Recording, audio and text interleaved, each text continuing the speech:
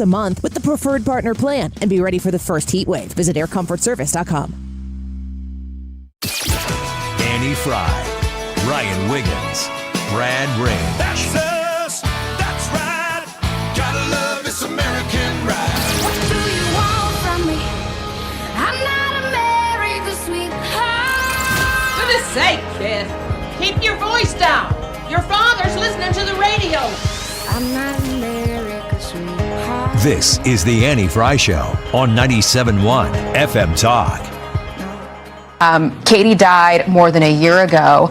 You were already supposed to testify at this hearing, and now all these memories are coming back up because of what happened to Sheridan Gorman. We were just talking during the break. You still have not heard from Governor Pritzker or from the mayor. No, I haven't heard anything from any leader in Illinois. Nothing, not a word, 14 months. So you have an angel dad sitting there on the panel with Aisha Hasni at Fox News. And I think it was out of Champaign, the Urbana area. He lost his daughter. Same kind of situation as what we're seeing now with Sheridan Gorman in Chicago, the Loyola student who lost her life because, as that older woman, who has now since apologized for her, what I guess she referred to as insensitive language, suggesting that Sheridan Gorman was wrong place, wrong time. Made the comment about startling somebody with a gun. This man lost his daughter and has not ever heard from a single leader in the state of Illinois. Not a one. And he is now spending his time trying to push towards ending sanctuary city policies in the state of Illinois. And in doing so, he's never heard from any of these leaders. They've never reached out to him. And you know what? You remember this? You remember when Minnesota was kind of falling apart? You remember when we saw the shootings, ICE shootings of those two individual protesters for different reasons, different circumstances, but death was the result, and it was a tragedy that those deaths happened. Definitely deserved to be investigated and everything. But, you know, it's controversial, but you had two people who were inserting themselves into the middle of into a legal action to ICE doing what they're doing in Minnesota. They disagreed with it. They think that they're illegal actions, but they put themselves in the line of fire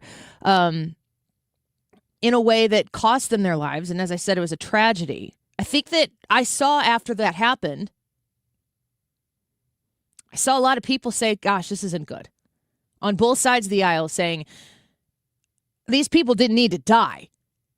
Not championing the fact that they didn't need, that ICE did what they did.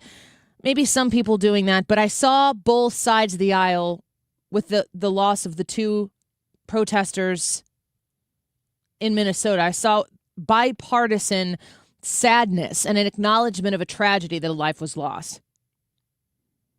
Kind of waiting to see that here with JB Pritzker.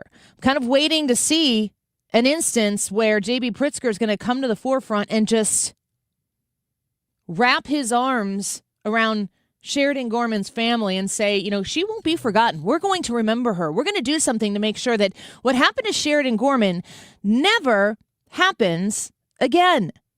Have you seen that yet from the governor? Have you seen that yet from Mayor Johnson? Listen to this. What's through your mind as you listen to his reaction today and you look back at what he said right after President Trump's election? Obviously, Governor Pritzker does not care about the American people. He hasn't said anything about Sheridan. He actually went to Minnesota to put down flowers for Renee Good, but did not go to the lakefront where he filmed an ad to show how safe Chicago is that's now stained with her blood. He hasn't gone there to drop a rose. We are tired, America. We need help. I've been sitting here in this chair for 2 years asking the federal government to supersede oversee the policies that are making the American people sitting ducks for criminals, literal criminals who crawl through a hole in the gate and are being subsidized with our tax dollars. How much more can we take? She's not the first woman to be killed by an illegal in this city, in this country, but yet every time we ask for the help and we get the help, we have our local officials here who send out their liberal army to go out and fight against them. And we're asking everybody to now get out the way and let them do their work. Mr. President, we need another Tomahawk helicopter here in the city of Chicago at Leona Park Beach Shelter. That's where that man lives. And if there was one gun in there, there are several guns in there. They are terrorizing and harassing the American people, and our local officials refuse to do anything about it. So we're asking you, please, President Trump, come save us. Sheridan didn't deserve to die, and we don't want more of American blood to be spilled on the sidewalk by these invaders. P. Ray Easley, a Chicago Red founder, talking there about very passionately, of course, about what's going on in Chicago. You know, I've been thinking a lot about, we had the Illinois primary a couple weeks ago, last Tuesday. And Darren Bailey won the nomination for governor for the Republican Party. So Darren Bailey is going to face off wanting to be third term JB Pritzker. How y'all doing over there under the first two terms of JB Pritzker? Feeling good about it? Want a third? We've watched JB Pritzker for probably 6 to 8 years of his term make his entirety the point that he's trying to make, the impression he's trying to make, it's all a foil to Donald Trump. JB Pritzker doesn't go out and advocate for the Illinois resident. He invites new people to come be Illinois residents on the back of the Illinois taxpayer, and then he tries to turn it around like the clip we played for you yesterday where JB Pritzker was asked about this, and he said, you know, there's been a lot of problems, and it goes all the way to the top. He's trying to blame the immigration problems in the state of Illinois on Donald Trump. Well, JB Pritzker has wanted a national fight with Donald Trump for the entire time that he has been politically relevant. JB Pritzker has been looking to be the leader, the voice of reason, kind of the calm Midwestern nice version of Gavin Newsom, who can offer the country a place to lay all their Trump burdens on his doorstep. But he's invited the country's burdens to the doorstep of Illinois. And they've come in the front door, they've come in the back door, and he has given them a taxpayer's welcome. And now we're not safe. There's an invitation for people to come be safe in Illinois from the federal government, from the immigration laws that exist. Come take safe harbor in the state of Illinois. We will protect you. Sheridan Gorman, you can sit down. We're not going to protect you. That man sitting on that panel there with Martha McCallum, or that was with Aisha Hasni, mourning the loss of his daughter. I'm not going to protect her. Those illegal immigrants, though, you come here. We will keep you safe. But don't get it twisted. This isn't because we need you to be safe. We need you to vote. We need you to be here because we got a census to count. We need to flood the zone with bodies of people so that when we recount and we issue an apportionment of political power across this country, the Democrats who have asked people to come en masse to these states will increase their congressional apportionment. And then they will become more powerful. And once that ball gets rolling, folks, it's really hard to stop. And it's costing lives. Governor Pritzker didn't even reach out to that father. That father has a grievance with the Illinois state government, and he's made it very clear. And JB Pritzker doesn't stand beside or on his policies enough to be able to answer to this mourning father. But he'll travel to lay flowers in Minnesota for somebody else's grief. That grief is a political contribution to his campaign. He doesn't care about people. He cares about power. And that's been absolutely obvious to anybody living in the orbit of the land of Lincoln for the last 8 years. We know what JB Pritzker is about. And if you're a Republican, if you're a downstate conservative, you feel like there's not a damn thing that you can do about it. But there freaking is a thing that you can do about it, folks. I'm begging you on my hands and knees to wake up and understand that JB Pritzker cannot get 4 more years in the governor's office. He can't have it. If you're furious, if you are in your soul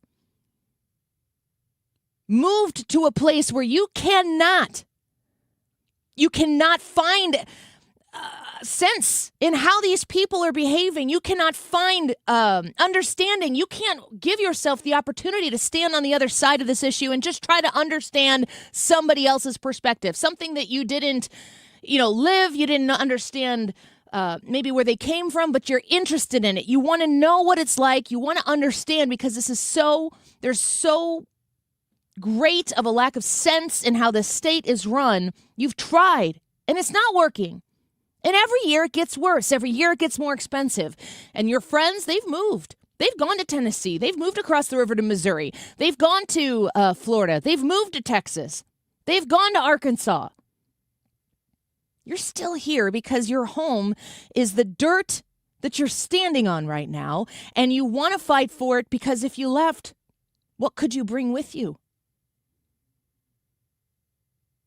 You can't pack people that you love and family that you're connected to in the bags that you relocate to somewhere that is not as big of a tax burden, that potentially gives you a more safe and secure environment. Your roots are in the bricks and the mortar of the buildings that house your family inherited businesses, and the dirt of the fields, the crops that you grow. That is something that is an extension of you, and it doesn't relocate. Illinoisans are going to have to vote in this next election like their lives literally depend on it, because they do. Sheridan's did. And she doesn't have a voice any longer to advocate for it. I don't know anything about her life. I don't know what her interests were. I don't know if she was a political person. I don't know if she was, maybe completely on the polar opposite side of a lot of political issues as I am. But her life had value. She had a soul. And she's not here anymore because the people driving this state into the ground, they just seek power. And it's costing the most precious thing that we have. And that's not a red-blue issue. It's not a right-left issue. It's not a Republican-Democrat issue. It's a life-or-death issue. Wake up. We're going to take a break. When we come back, Darren Bailey, candidate for governor of Illinois, will join us here on the Annie Frey Show. Don't go away.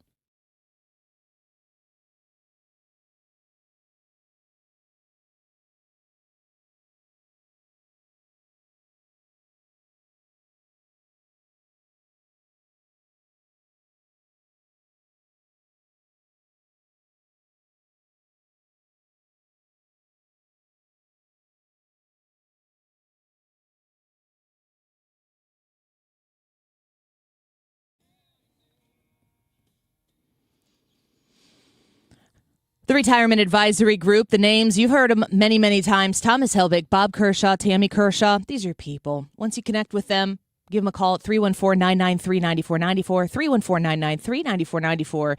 You're going to understand why so many other 97.1 Annie Frey Show listeners have made the Retirement Advisory Groups their people. Your key to a worry-free retirement, it's at the other end of that phone call. You're going to set up an appointment. It's not going to cost you anything to have this appointment. You can listen to what they have to say. They're going to ask you questions about what your plans are, your hopes, your dreams, and they're going to show you how they can set up a personalized structured income plan for you. And the best thing about this is this appointment that you're going to set up and make, 314-993-9494. At the end of it, it's up to you as to what you do next. You don't have to. You're not obligated to buy into anything. Your common sense will win the day, but you need to reach out to the Retirement Advisory Group and see how they can help you. You'll be very glad you did. 314-993-9494. That's 314-993-9494, retirementkey.com. License number GL250000615. Hey, it's good to hear you. Hey, Dad. Isn't it good to see ya? Yep, but with smoke alarms, we need to hear them.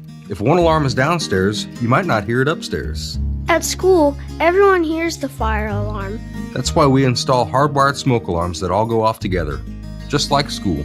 Smoke alarms done the right way. Green is always grasser at grasserhomeservices.com.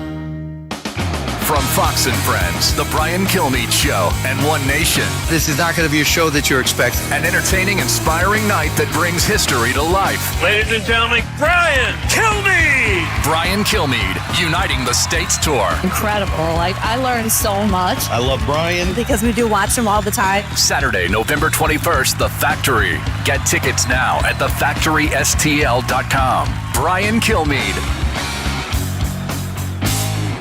If you suffer from burning, tingling, or numb feet, pay special attention as we discuss neuropathy with Dr. Patton, D.C. Doctor, what is neuropathy? Peripheral neuropathy is nerve damage to the feet and legs. What are the symptoms? The symptoms are numbness, burning, tingling, pain, and loss of balance. Is neuropathy treatable? It's absolutely treatable, and we have amazing results. If you have burning, tingling, numbness, coldness in your feet or hands or balance issues, call us at Comprehensive Integrated Health today for a nerve damage screening. The screening will tell if you're at risk for serious complications and if you're a candidate for our cutting-edge treatment program. Don't wait until your symptoms are so severe nothing can be done. End-stage neuropathy leaves people confined to walkers, wheelchairs, and even amputations. The first 10 callers will receive a free nerve damage screening. Call 636-538-5188. That's 636-538-5188 for your free nerve damage screening. 636-538-5188.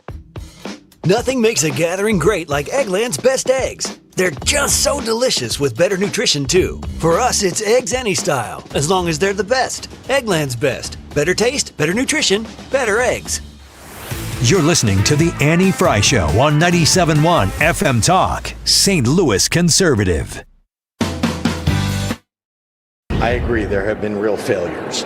Those failures, of course, extend beyond the borders of Illinois. That's their national failures, a failure to have comprehensive immigration reform, a failure of the president to follow his own edict to go after the worst of the worst. Listening to JB Pritzker speaking right there, talking about how the failures go beyond the borders of Illinois. Excuse me, Governor, but which of the failures are the ones that you're responsible for? You ever thought about addressing the failures within the boundaries of the state of Illinois that you, in fact, are the governor of? That's your area. That's your jurisdiction. Those are your failures. Let's talk to our next guest. Darren Bailey, he would like to be the guy who can help us all fire JB Pritzker come this November. I would very much so like to see that happen myself. Darren Bailey, I've seen you on the national news. I'm so happy to see that you're getting the opportunity to be a leading voice, pushing back on JB Pritzker. I'm also happy that Illinois is getting some national attention because we've all been monitoring it for some time. I guess it's just that bad now that the national media is starting to pay attention.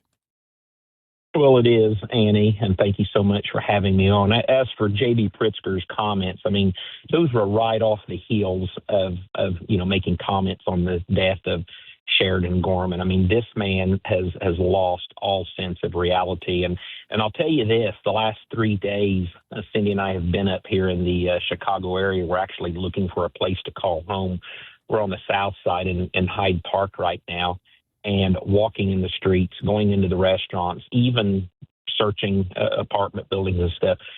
People, I mean, it is so encouraging. It's much more encouraging even than it was 4 years ago when I really thought we, had a chance of this, and I think we would have had a chance had more people showed up and vote. But people are coming up to us and just offering encouragement. I mean, they're tired, they're beaten down, they know what the problems are, and I can't wait over these next 8 months to just begin to resonate with the people and reintroduce myself to the people up here and to the other high populated areas across Illinois. I'm telling you, it really feels like we've got a head start on this. Well, the hole that Governor Pritzker and a supermajority of Democrats in the General Assembly have dug this state into. Normally, I feel like we're talking about, obviously, the fiscal disaster that is the state of Illinois, and how Democrats, they don't even have to check with Republicans. There's not a single Republican in government that has to be consulted before the Democrats do what they do to the state. But in Chicago, and throughout the state because of things like the Safety Act and the way that the Democrats have prioritized not Illinois taxpayers, not Illinois citizens, but the open invitation for if you're an illegal immigrant, you get to come to the state of Illinois. We'll protect you. How bad has it gotten in the city of Chicago and Cook County for those residents? Are they understanding that the policies have created the problem? So they are. I mean, 4 years ago, that's when Cindy and I began to explore the possibility of running and knowing that, Illinois needed a proven leader, someone who's been through the fire. When we began to explore this whole concept, that's when we realized that, we knew that we were different from 4 years ago. We knew the messaging and the governing had to be done differently. But probably the biggest thing that we saw that Chicago is different. So, the number one issue up here is still property taxes. It's the cost of living. That is still the number one issue. But it's so sad that it seems like every week we've got a new headline of someone being murdered. And so therefore, safety was not necessarily an issue 4 years ago. I spoke on it. I preached on it. The Safety Act, we were, it was just beginning to kind of come into effect. We were frustrated about it. But to your point, the people have began to realize the devastation of this act. And it really ties all into the ICE concept. I mean, there's a mentality up here that, they obviously don't like ICE here doing what they're doing, but they're beginning to realize why they're here. And they're here because JB Pritzker refuses to let state and, local law enforcement do their jobs. What Darren Bailey speaking with us right now, candidate for governor of Illinois and also former Illinois state senator and representative. Darren, what are the policies? Explain to me what the Democrats have done in the state of Illinois, the policies they've put in place that have created the problem that we're dealing with right now. So first and foremost, and here's where the kind of the joke's on us, and this is why I contend that Illinois needs a proven leader. So, the people know who I am and they know what I stand for, because guess what happened when Bruce Rauner, took the seat of the governor? He was really the first one that initiated this sanctuary state policy with sanctuary cities. Now, the Democrats have went on to make Illinois in its entirety a sanctuary state. We also have so the sanctuary status not only harbors illegal immigrants and especially the dangerous people, but it basically welcomes them. So that's what the sanctuary status does. Then Bruce Rauner brought in the Trust Act. That was the act that gives the governor the authority to tell state and local law enforcement to stand down and not allow them to work with federal officials. And then finally, you've got the Safety Act. Now, I was a state representative when we argued that bill. My last bill as a state representative one of them as I was going in to be inaugurated as a senator was to vote no for the Safety Act. But the Safety Act, basically, that's the act that allows these criminals, these killers of any crime, to be out on the street the next day or within hours after they're brought in. So those three issues, they need to be repealed. And a governor has the ability and the authority through executive order, through control of the purse strings, to begin to deal with those. We can have an immediate impact on those, and I will be doing that. Literally, I plan on the first day of dealing with those. But those are the three issues that are most creating lawlessness and disorder in the state of Illinois. And as I said, unfortunately, two of those were brought in by a so-called Republican governor, but yet were expanded on over the years. So that's why I've been saying these last several months how important it is that we understand and thoroughly know who it is that we elected to this position of the gubernatorial, the Republican nominee. Yeah, 100% agreeable on knowing those things that you can do with the power of the governor's office, with your executive action, because you're not going to But it would be quite an election, Darren, if you were able to have some sort of Republican majority there in Springfield. That's likely not going to happen. That's not going to happen.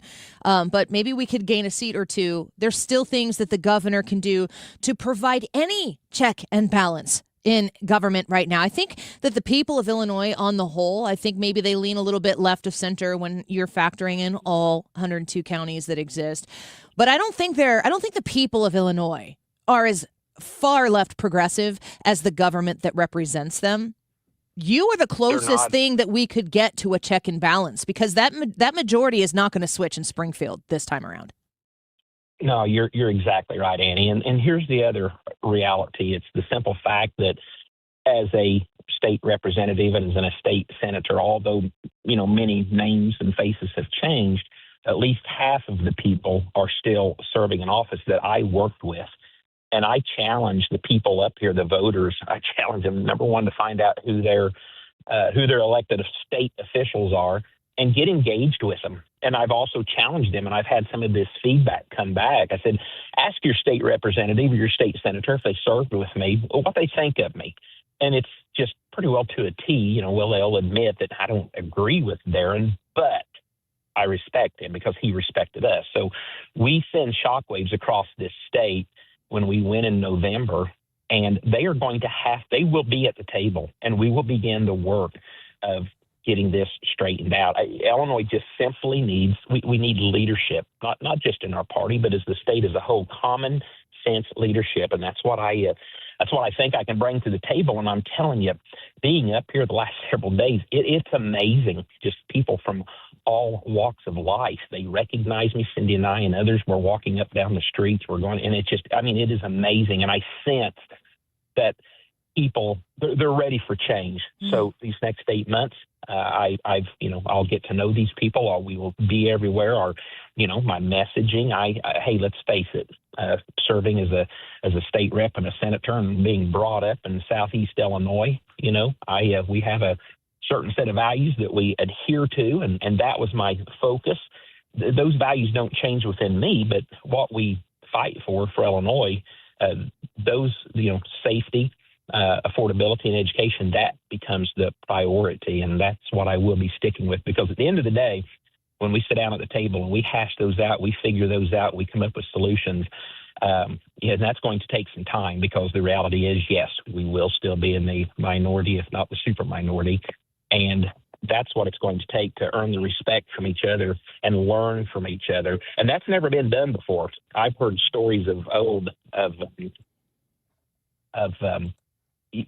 20, 30 years ago when, everybody kind of worked together and coalesced. Of course, there wasn't a super majority or minority on either side, but government works better that way. And I will do everything that I can do to reinstill that trust, that unity, this ability to be able to work together, regardless of, our differences. And I have faith that it can be done. Yeah. Darren Bailey speaking with us, candidate for governor of Illinois. He is the man who can take JB Pritzker out of the governor's seat here in the state of Illinois. If you want to learn more about his campaign, learn about Darren Bailey or support Darren Bailey, baileyforillinois.com. I do want to, you mentioned property tax being the lead issue in Cook County and the Chicagoland area. Certainly not certainly is the same kind of an issue downstate, across the state, top to bottom, 102 counties. Property tax problems. What can you do as governor? Is there executive action that you can take? Do you have a plan in place that could provide somebody who says, fine, I'll vote for the Republican this time. The other guy, he's killing the state. Is there something you can do for people with that executive action to alleviate some of the property tax pain?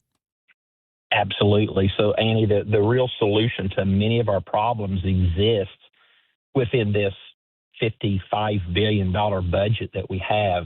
When I first talked to you in 2017, running as a state representative, the Illinois budget sat at $32 billion, and today it's at $55, and everybody can breathe easily because JB's only proposing 0.5% increase in spending. Well, 0.5% increase in spending is $1.5 billion, and I have a feeling that not many people, on your radio show really understand what a billion really is. So there are, JB Pritzker took $2.5 billion out of the budget last year alone to take care of illegal immigrants. He gave them free health care, he gave them free housing, and he fed them.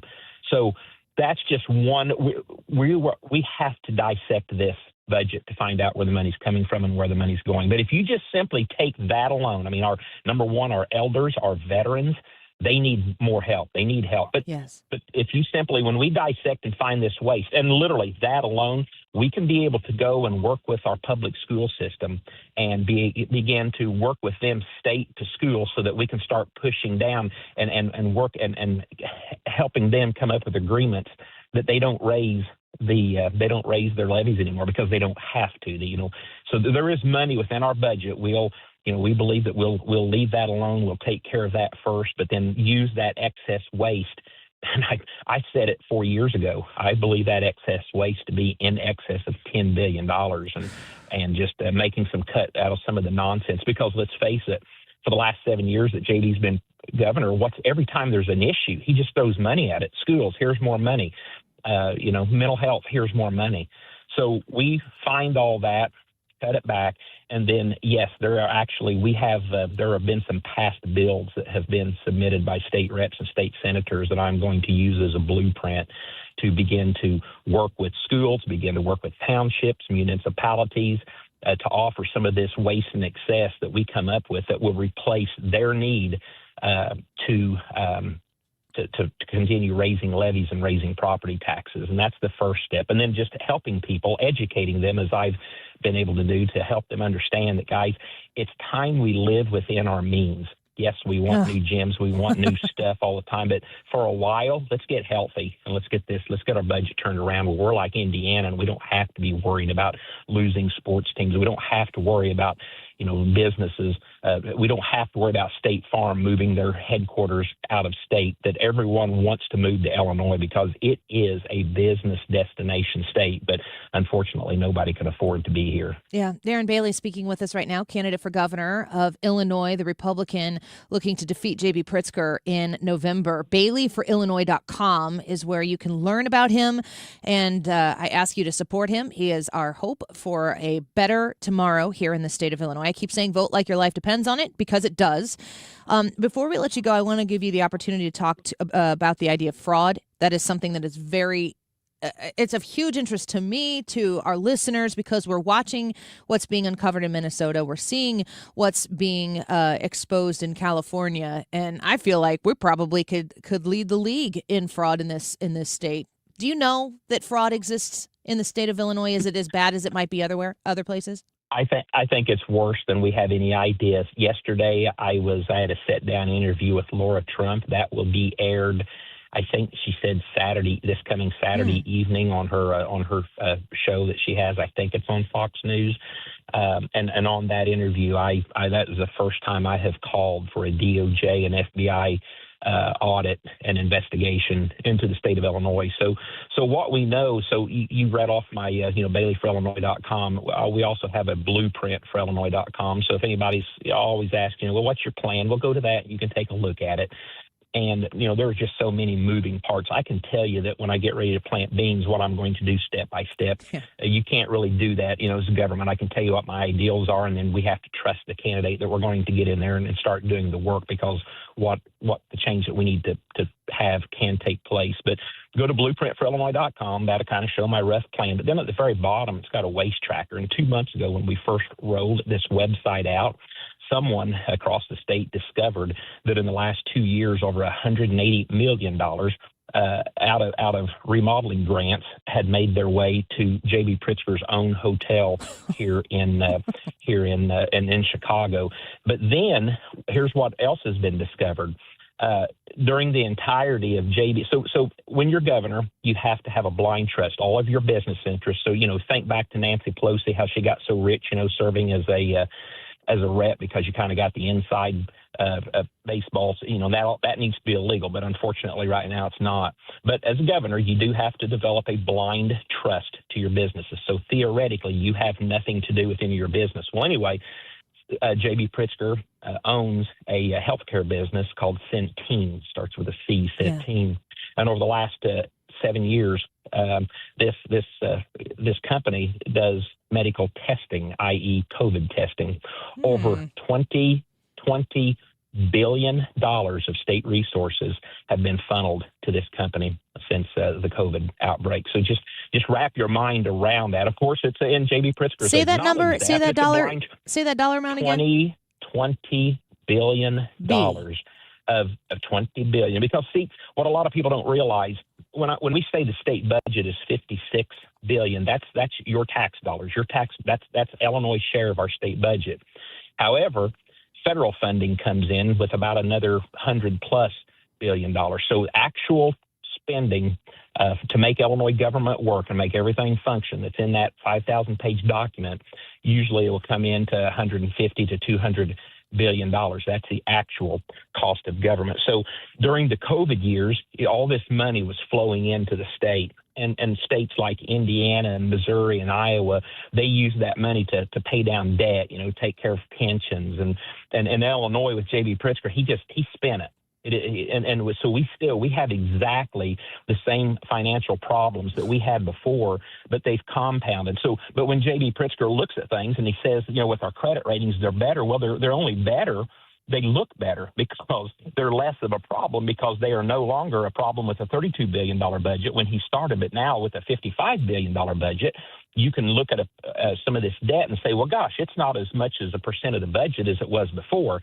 That's what JB Pritzker's touting. But the problems, the debt, the issues, they still exist. And unfortunately, we have literally over the last 7 years, since COVID, the last 6 years, had enough federal money flow in as COVID money to get Illinois in much better shape than it is now. But 100% of it was added to the budget and spent and wasted. So that's what we're dealing with.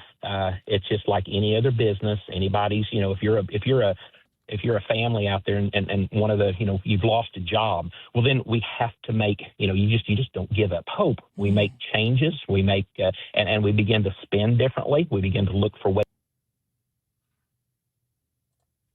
Did we lose him? He says he's still here. Says he's still there? Well, he was making a good point. We're going to let him go. We had a good conversation with him there. I did not hang up on him. He was on a roll there. Bailey for Illinois.com, Blueprint for Illinois.com. Go see what he is what he's trying to put together. Does Darren Bailey know he's got an uphill climb? You're darn right he does, but he's willing to take it on, and he is our hope for removing JB Pritzker from office. So please consider learning more about him, support him as you see fit, and I'm going to get behind the movement. I hope you guys will join me and do the exact same thing because we have our state at stake here, and it's home, and I think it's worth fighting for. Let's take a break. The YouTube poll for today, I haven't mentioned it yet. The YouTube live chat poll, go to youtube.com/@AnnieFrey, F-R-E-Y, is spanking a reasonable method of child discipline. We're going to talk a little bit about the old Corporal Punishment today, and we need to know from you in the YouTube. Wow, I just looked at the votes, and I'm kind of surprised by them. Is spanking a reasonable method of child discipline? Yes. Yes, I used to think so, but no, or no. So those are your options. You go to the Annie Frey YouTube channel and vote. Leave a comment there. We've got a lot of comments coming in right now. You can also text us your thoughts at 314-241-9797. 314-241-9797. Paul commented, regarding corporal punishment, I have the pleasure of working with educators and have extensive research background in this area. This is not a full comment. Sorry, folks. Billy said spanking is not okay overall. And Andy said, generally no, but in an appropriate context and not so hard as to cause real pain. I'm not going to judge. Let us know in the comments what you think. Text us as well, 314-324-4440. We'll be right back.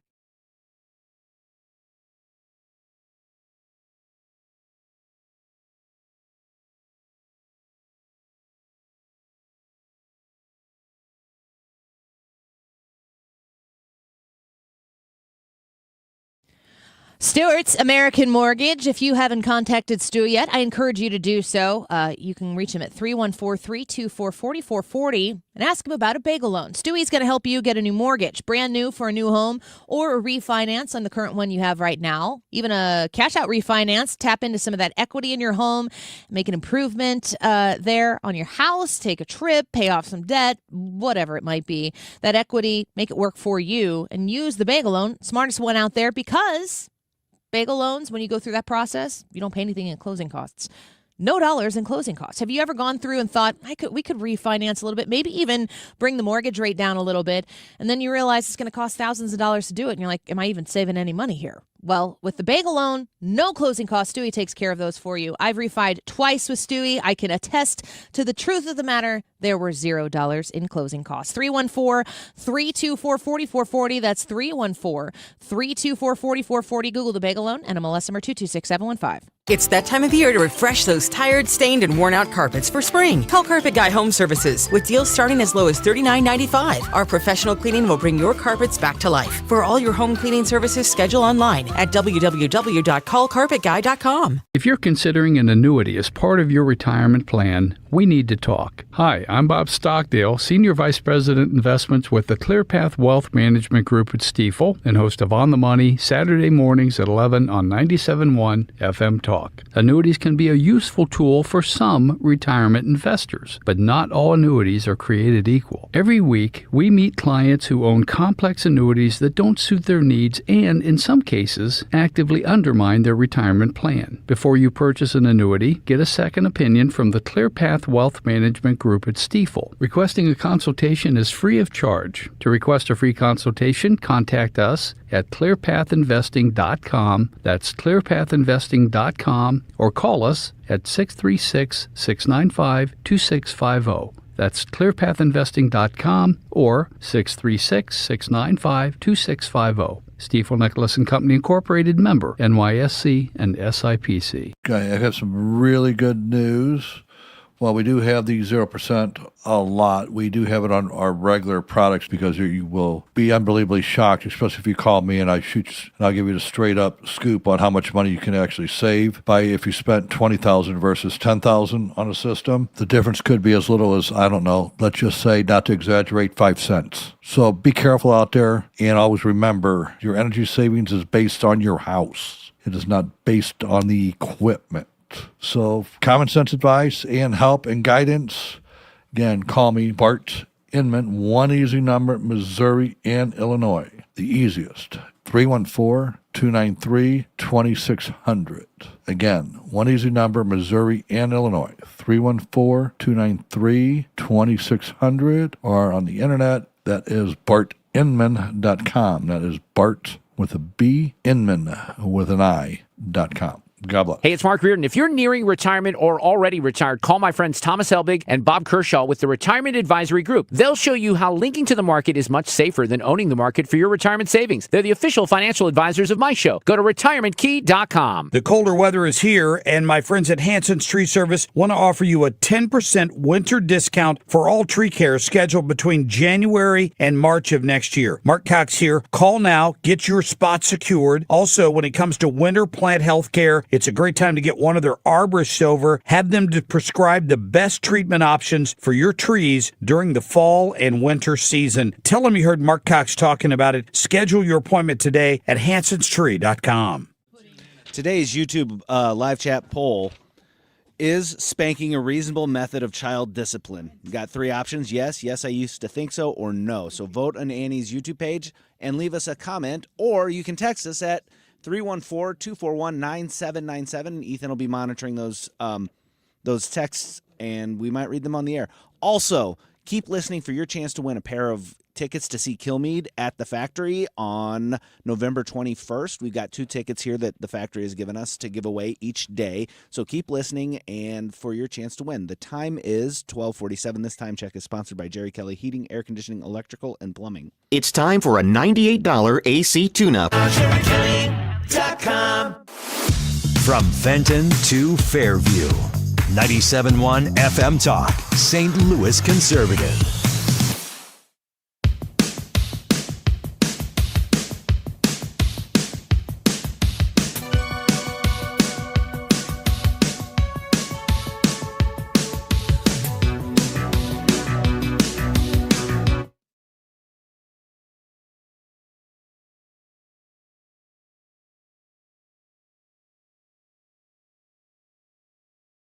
Not Wiggins America, Ethan's America.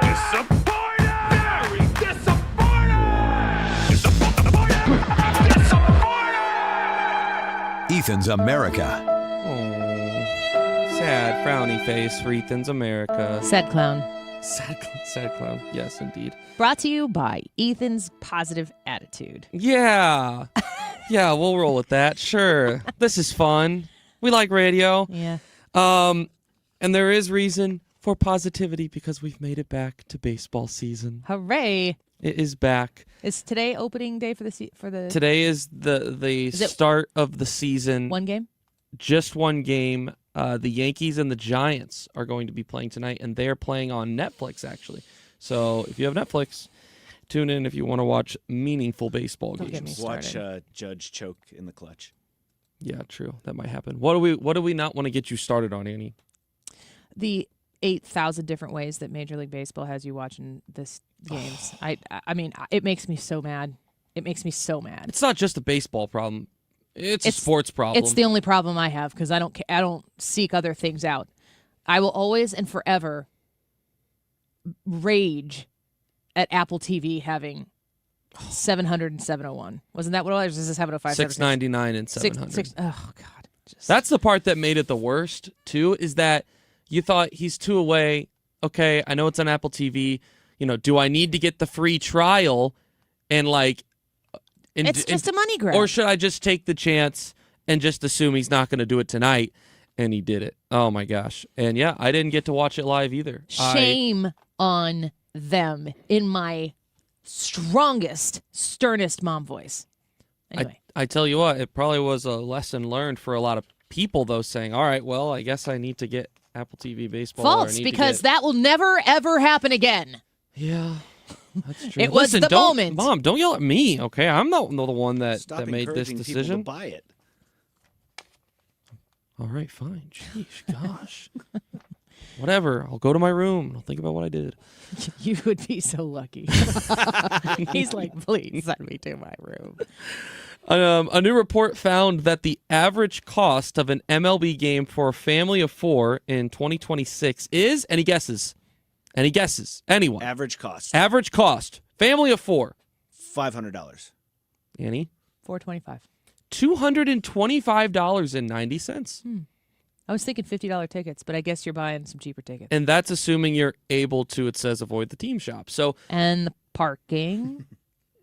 I don't buy that. Average, maybe. What would the average price of a ticket be? That's probably, you're thinking cost? Like you're spending they're probably assuming, my guess is you're spending $175 to $200 on tickets. I was thinking $50 a ticket. And then 50 to 75 on $40-$50. Depending on where you park. In St. Louis, if you want to keep your car or your kids, it's $40 or $50. I like the addition of or your kids. That's a good point. Sometimes you got to pick one. I found a list of some of the most notable prices, most expensive, cheapest spots in the country to be able to go to a ballpark and what these average costs would be. So this takes into consideration the cheapest, the cost of 4 tickets, the cheapest available average across all the home games. So it is probably a little bit lower than your typical night at the ballpark. 1 parking lot pass, 2 16-ounce beers, 2 20-ounce sodas, and 4 hot dogs.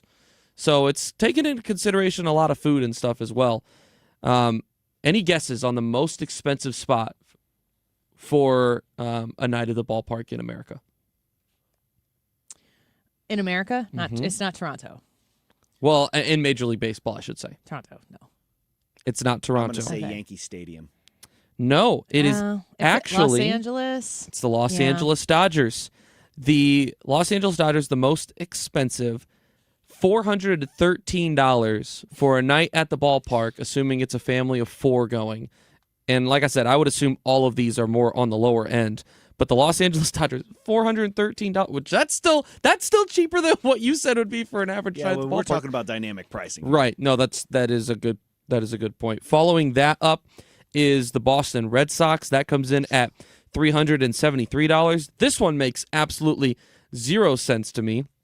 The Athletics come in at third at $300. Where are they playing right now? Well, they're playing in Sacramento right now, so maybe the reasoning being it's a smaller ballpark, so tickets are more expensive for that reason if there's the demand. But if there's there, I don't know if there's really demand right now for. Did they make the playoffs last year? No, they were. They did something close. at the end of the year that was exciting. I don't remember what it was. Something at the end of the year last year that was exciting. Anyway. Well, 2 years ago was the end of their time in Oakland, Yeah, so that that was was a it. huge thing. No, not that. Okay, all right. I don't know what you're talking about then. Neither do I. Chicago Cubs, $314. They're fourth on the list. Fifth on the list, rounding out the top five, is $284. As mentioned, opening day in San Fran tonight against the Yankees. The cheapest ones in Major League Baseball, coming in at number one, is the Miami Marlins, $159 for a family of four. And coming in at number two is the Reds. Number three, the St. Louis Cardinals, $165 on average for a family of four when you get the parking pass, the 2 beers, the 2 sodas, and the 4 hot dogs. I don't believe How that. about that? Annie, what do you have to say? I don't believe that. I don't think you could do it for $165. Well, I don't believe you. Well, I mean, if you're talking about average ticket price of all of the tickets, I mean, are you sitting in section 401 in the top row where I sit for playoff games? It says the cheapest available average across Yeah. all the home games. Okay. So Well, it's probably a nosebleed seat, like you said. yeah. Nosebleed seat. And that is the spot for Yeah. all the playoff games. Yeah, It's buying the where we cheapest sit. possible ticket. We just want to be in the room. It's so fun to be in the room. You know what is frustrating, real quick? I know we only have a minute here, but The concept of October baseball. well, yes, Yeah. that it's more painful than it is frustrating. But your net, and it's been like this for a while, but it feels like it gets more and more extreme every year, Annie, is that the price of the ticket that you're actually like, oh, yep, hopping on that one, the fees end up adding so much to what it costs. It's like 20% more with Yeah. all the taxes and fees. At least probably. You think, okay, a $50 ticket, we can do that. And then before you know it, it's $175 for a couple people to You go. know, and my you just- my parents are going to their first opening day tomorrow, and they were scouting out tickets. They're looking, they found, oh man, okay, great, these are $50 Are a there pop. still tickets available? Yeah, there's still some available out there. Mostly resale. It's like, StubHub and whatnot. But and once those were gone, it increased to like $80 per ticket was the cheapest one out there. Yeah. But I'm like, you're going from probably $120, $130 day to probably like a $230, $250 day. I'm like, after all the fees and everything, I'm like, that's a tough increase. But yeah, the fees are just so freaking annoying. Yeah. It's so ridiculous. It's, again, affordability. It's still a problem. Yeah, another spot you could throw out there at the ballpark. Mm-hmm. All right, well, we're going to see Ryan a little bit later in the day, so stick around for that. The YouTube poll for today, is spanking a reasonable method of child discipline? Yes, I used to think so, but no, or no. You can text us at 314-241-9797, 314-241-9797. Ethan will monitor those text messages. When we come back, Deroy Murdock and Jim Carafano in the 1 o'clock hour with us. And as I said, we're going to have a visit from Ryan Wiggins, so stick around for that. Back in a minute.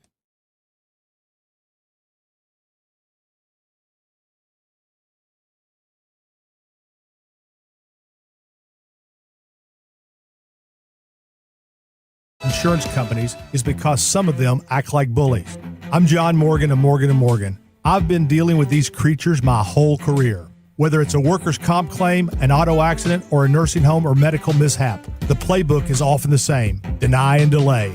We became the largest injury firm in America for a reason. We fight the bullies. They know who we are, and I know it makes a difference for our clients. Just go to forthepeople.com and see our results and our verdicts after those bullies gave us their final offer. Hiring the wrong firm can be disastrous. Hiring the right firm could substantially increase your settlement. It's easy to get going. Visit forthepeople.com on your phone or computer, or call us on your cell at Pound Law, pound 529. Morgan & Morgan, America's largest injury law firm. forthepeople.com. The choice of a lawyer is an important decision and should not be based solely upon advertisements. Past results afford no guarantee of future results. Every case is different and must be judged on its own merits. AirComfortService.com. Phone number 314-513-0091. 314-513-0091. If you are an owner, operator of a building, business, and you know that you've got an HVAC concern coming, it's going to be really hot tomorrow. So chances are you might have your AC on tomorrow. How's it going to work when you power that sucker up? Is it going to be ready to go? If it's not, you want to have somebody come look at it, and you want to have someone you can trust. And for those businesses out there, remember, Air Comfort Service, they're ready to help you as well. For residents and commercial HVAC systems, Air Comfort Service is the best. It's who St. Louis relies on to ensure that the comfort zone is always in reach. 314-513-0091. Reach out to them to get a free second opinion on heat exchanger or compressor repairs. Air Comfort Service has been providing residential and commercial heating cooling services for almost 60 years. 314-513-0091. AirComfortService.com. Scott, I have a joke for you. What rhymes with contractor? Best Buy Flooring? Right, with our huge selection of carpet tiles, sheet vinyl, luxury vinyl plank, luxury vinyl tile, laminate, and more. We have the flooring to complete any project. Come check us out at our 3 locations, Hazelwood, O'Fallon, Illinois, and our newest location in South County on Tesson Ferry between 270 and 141. Open 7 days a week. Best flooring, best selection, Best Buy Flooring. Best Buy Flooring, we got the view. Every child deserves a childhood. Make-A-Wish creates life-changing wishes for children with critical illnesses. A wish sparks a ripple of hope that transforms communities far and wide. When we grant wishes together, we create a movement of kindness, strength, and unity. Join us today at wish.org and be part of a journey that truly changes lives. KFTK FM Florissant from the Kaufman Townsley St. Louis's Injury Lawyers Studio. Call 314-777-7777. That's 314-777-7777. News alert. A big loss for Meta and Google in court. I'm Lisa Brady. A jury in Los Angeles just finding both Meta and Google-owned YouTube liable for negligence and failure to warn users about risks in a landmark trial. This civil case alleges that a now 20-year-old plaintiff became addicted to social media because they say tech giants deliberately created addictive products. Fox Business's Kelly Saberi at Superior Court in L.A., where Google argued in part YouTube is not a social media platform, and both YouTube and Meta emphasized efforts to safeguard users. But witnesses, including whistleblowers, testified about internal research on risks and access to young users. Fox News legal editor Carrie Urbine. I always thought that the product's liability angle here was kind of a brilliant one, because it wasn't about the content. You know, they weren't saying, hey, we want to regulate your speech, we want to intrude on your rights as far as what you can say or what your users say. They were saying, no, the product itself is defective. Kids don't know that it's defective, and it's really harming these kids. TikTok and Snap were also sued and settled before this trial, the verdict coming on day 9 of deliberations. The jury also awarding $3 million in compensatory damages to the plaintiff, and they find both companies acted with malice, oppression, or fraud, meaning a punitive damage phase will follow. A Meta spokesperson says they respectfully disagree with the verdict and are evaluating legal options. This comes just a day after a separate verdict in a New Mexico case finding Meta liable of misleading users and endangering children, which the company plans to appeal. A renewed warning to Iran, just in from the White House. President Trump does not bluff, and he is prepared to unleash hell. Iran should not miscalculate again. Spokeswoman Caroline Levitt also says talks continue despite state media reports that Iran rejected a U.S. plan. America is listening to Fox News. Hear that? That's Mike. He took ZQL Pure Z's, so now he's sleeping soundly on a Sunday night. ZQL Pure Z's are fast-acting melatonin gummies with a complementary botanical blend to help Mike get the sleep he needs to wake up refreshed and ready to conquer Monday. Let's do this Monday. ZQL Pure Z's, just for sleep. Really great sleep. These statements have not been evaluated by the Food and Drug Administration. These products are not intended to diagnose, treat, cure, or prevent any disease. Use as directed. It's tax season, and at LifeLock, we know you're tired of numbers. But here's a big one you need to hear. Billions. That's the amount of money in refunds the IRS has flagged for possible identity fraud. Now here's another big number. 100 million. That's how many data points LifeLock monitors every second. If your identity is stolen, we'll fix it guaranteed. One last big number. Save up to 40% your first year with promo code NEWS. Visit LifeLock.com for the threats you can't control. Terms apply. Air Comfort Service, heating, cooling, and insulation, weather. All about sunshine this afternoon, 78. It's warm overnight, mostly clear. The overnight low, 63. Thursday opening day, sunny. Let's call it hot, fast warm-up. 92 in the afternoon on Thursday. Here comes some showers and non-severe thunderstorms late Thursday night into early Friday morning. Then Friday turns partly sunny. It's cooler, 53. This is 97.1 FM Talk. Chief Meteorologist Dave Murray. The Annie Fry Show is sponsored by Air Comfort Service Heating, Cooling, and Insulation. Air Comfort Service is hiring licensed journeymen. Don't have a journeyman license? Air Comfort Service will help you get it. Get guaranteed hours year-round and more. Apply online at aircomfortservice.com. Annie Fry, Ryan Wiggins, Brad Ray. That's us. That's right. Gotta love this American ride. What do you want from me? I'm not America's sweetheart. For goodness sake, kid. Keep your voice down. Your father's listening to the radio. I'm not America's sweetheart. This is the Annie Fry Show on 97.1 FM Talk. Trump's usual bluster. He has again made this grand statement. I'm not going to sign any bill that comes to me unless the SAVE Act comes to me first. The SAVE Act is a massive voter suppression bill that would make it very difficult for millions of Americans, especially women who have changed their name on their birth certificate no longer matches the name on their real ID or driver's license. It would cause chaos to voting and really shrink the voting rolls 5 or 10%, given the effect it would have. 5 or 10% shrinking of the voter rolls there, according to Cory Booker. 5 to 10%. He also says the ladies, they're going to struggle with this. You know, those birth certificates, don't know if they're going to be able to find them. It's so patronizing. I can't understand. It used to be a thing about race. Now it's about gender. So I guess that's where Cory Booker comes in. It's ridiculous. The Save America Act hasn't passed yet, but Donald Trump is making it a priority and telling the to Congress to get on it. Let's talk to our friend Deroy Murdock about it. Joining us once again, nationally syndicated columnist, Project 21 ambassador, Fox News contributor. Deroy, welcome back. Good to talk to you.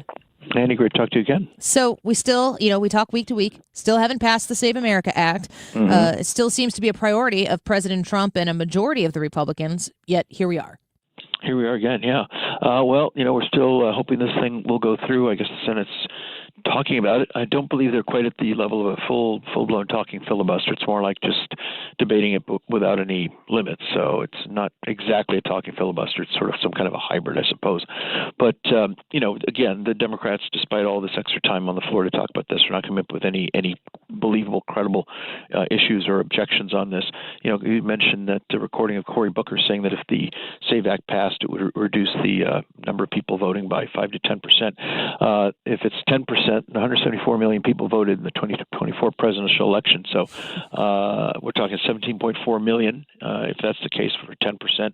And if it's 5%, that's 8.7 million. So we're to believe that if you pass the Save America Act between 8 to 9 million to about 17, 18 million people suddenly are going to be unable to vote. Somehow or another, women have been able to get married. In many cases, change their names from their maiden names to their married names, and somehow make it to the polls. I know, I guess my mom was already married before she got registered to vote, but I know women who got registered to vote when they're single, they got married, they changed their names, and somehow it was like, oh my God, I'm disenfranchised, I'll never vote again. Somehow these women have been able to figure it out, for decades before they had things like the internet and Google and ChatGPT and Google Maps and et cetera, help them figure out how to get down to the Hall of Records or do whatever else is necessary to get their names registered properly and then get their voter records registered properly. So. Yeah. I mean, maybe in the last 6 months, women have suddenly lost all their wits, won't be able to handle themselves if the Save America Act passes. But I have faith that they'll figure this out one way or the other. I don't know. Maybe there's an obvious answer, and I'm just thinking this and about to say something stupid off the top of my head. But why are we unwilling to ask anything of anybody ever? Like the idea that voting, I feel like we should be patriotically excited to do our part in ensuring that the right to vote is a protected one. And as a woman who has been married 19 years ago and who had changed my name and didn't particularly love the process then, I also hated the process of getting a real ID. Not a big fan of that, but yet still had to do it, and even men could do that also. Like what is the terrible thing about saying go to your county clerk and get your birth certificate? I don't get it. Yeah, well, I needed to get real ID because I fly in planes and so forth, and I was able to, get my act together, make that happen. Very proud of you, Deroy. Good job. Thank you very much. Yeah, you bet. Amazing, all right? And millions of people have done this. Somehow, we're able to do it. And look, I have no problem at all with the government spending money to say, look, Save America Act passed. You'll need to get these papers together if you want to vote, register to vote. Make sure you have your photo ID. If you don't have a photo ID, as you and I have said over the last few weeks, we'll provide one for you for free. Either we'll, give money to the DMV so they can hand them out for free, or you spend whatever you spend, and then you can take that off your taxes as a tax credit. That's your idea, which I think is a very good one. Any number of ways this can be done so that there's no economic impact. The Democrats are running around saying, "Oh, it's a poll tax, just like Alabama in 1958." No, there's no poll tax here. Every Republican I know who wants the Save America Act passed and who has pushed for this sort of election integrity for years always said, "Look, we want voter ID. If you can afford it, great. If you can't afford it, make it available for free. Maybe we won't even charge, so billionaires be able to get their photo IDs for free if they happen. I can't think of a billionaire in America not having a photo ID card, but if there is such a person, fine. You're a billionaire. We don't care. We'll give you a free photo ID card anyway. It's part of your right as an American citizen, whatever it might be. So that won't be an excuse.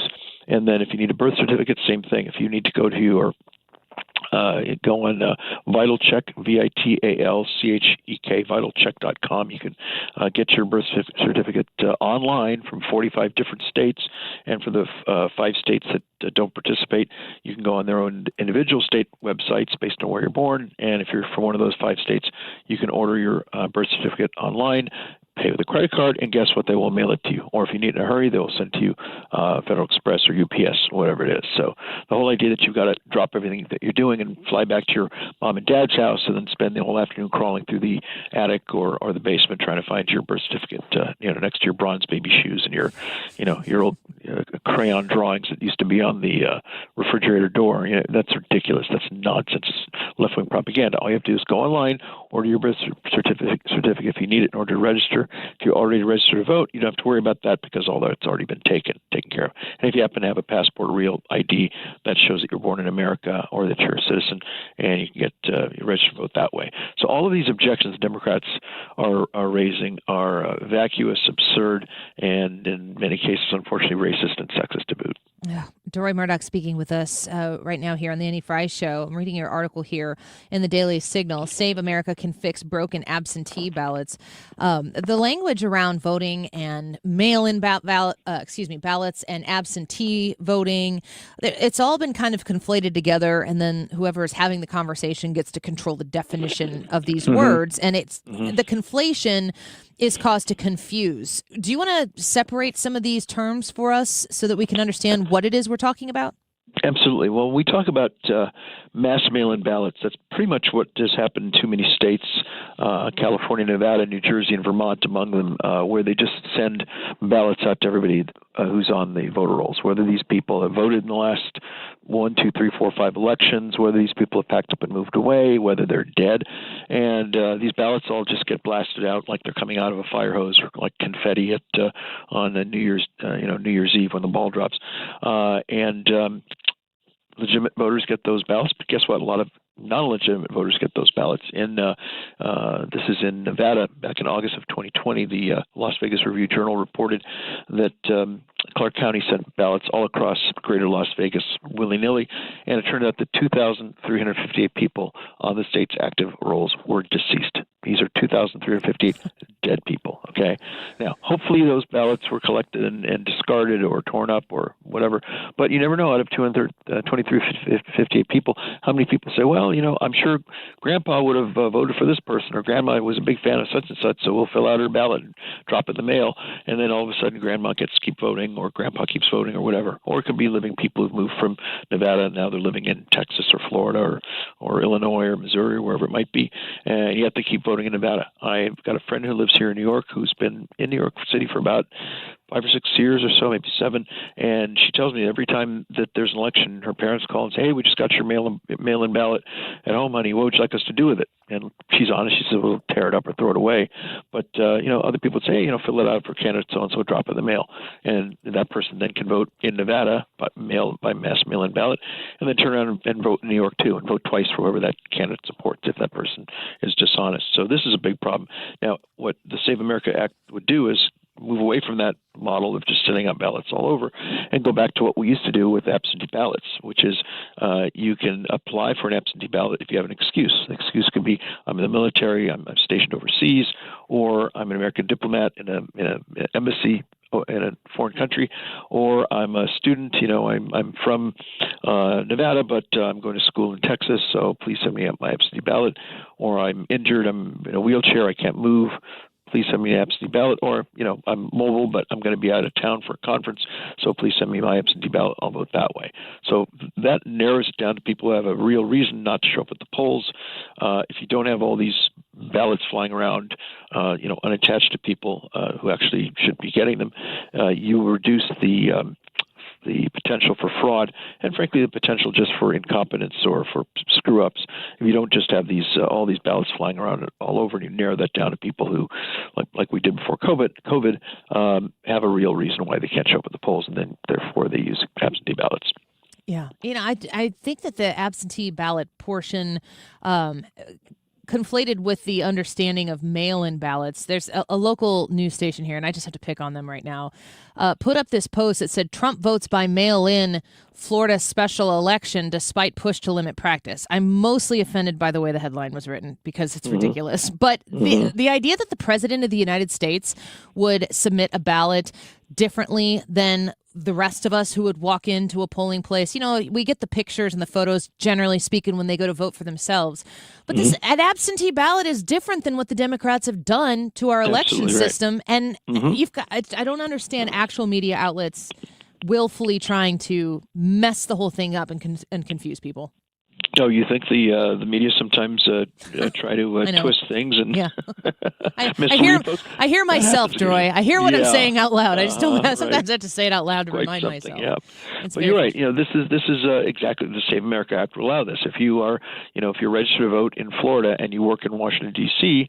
And you're not able to get to the polls on election day, you can vote absentee. That's fine. That's a living human being where that absentee ballot is being cast. That's totally different from saying everyone on the voter rolls in Florida gets an unrequested mass mail-in ballot sent out, and you could have in Florida. I know Florida doesn't do that, but if they did, or if they did what Nevada does, you would see also my piece in the Daily Signal under the headline, "Save America Act will make absentee ballots great again."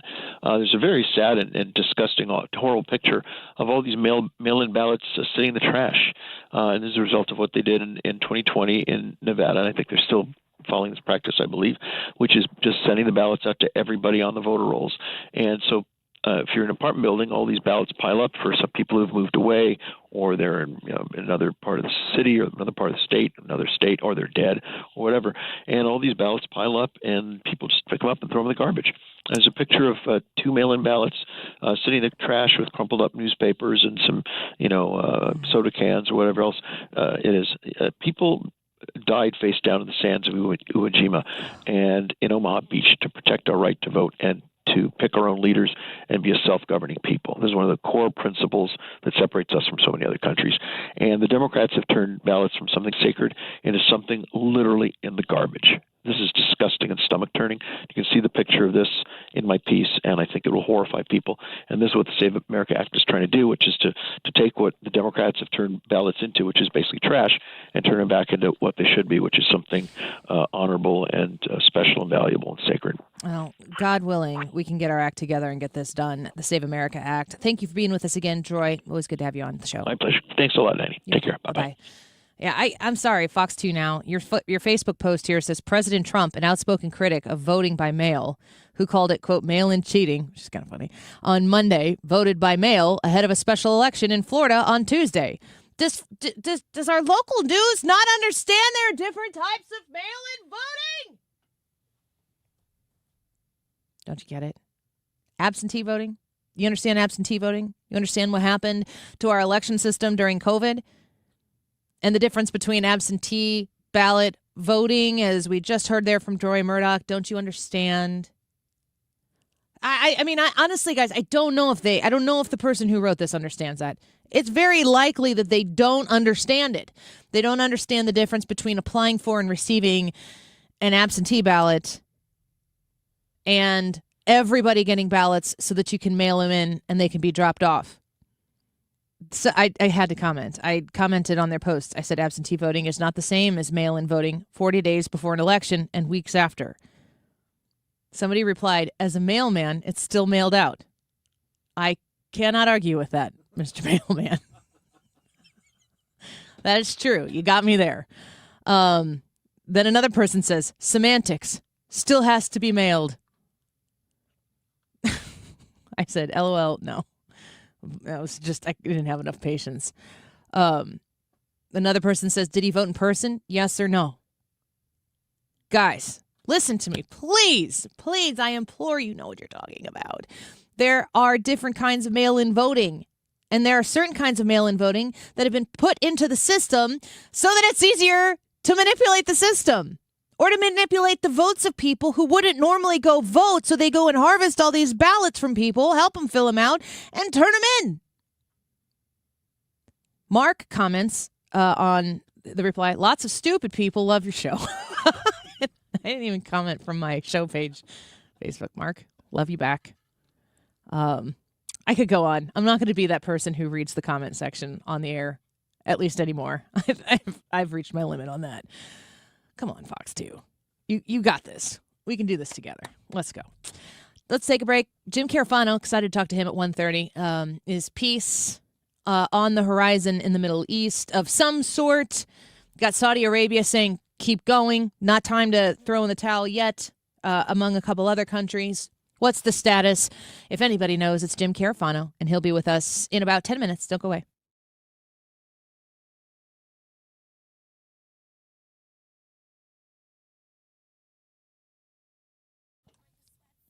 HomeshieldFoundationRepairs.com. The phone number to reach Matt Hayes, 314-271-9900, 314-271-9900. Reach out to Matt Hayes and talk to him about the concern you have for your foundation. You might have a wet basement problem.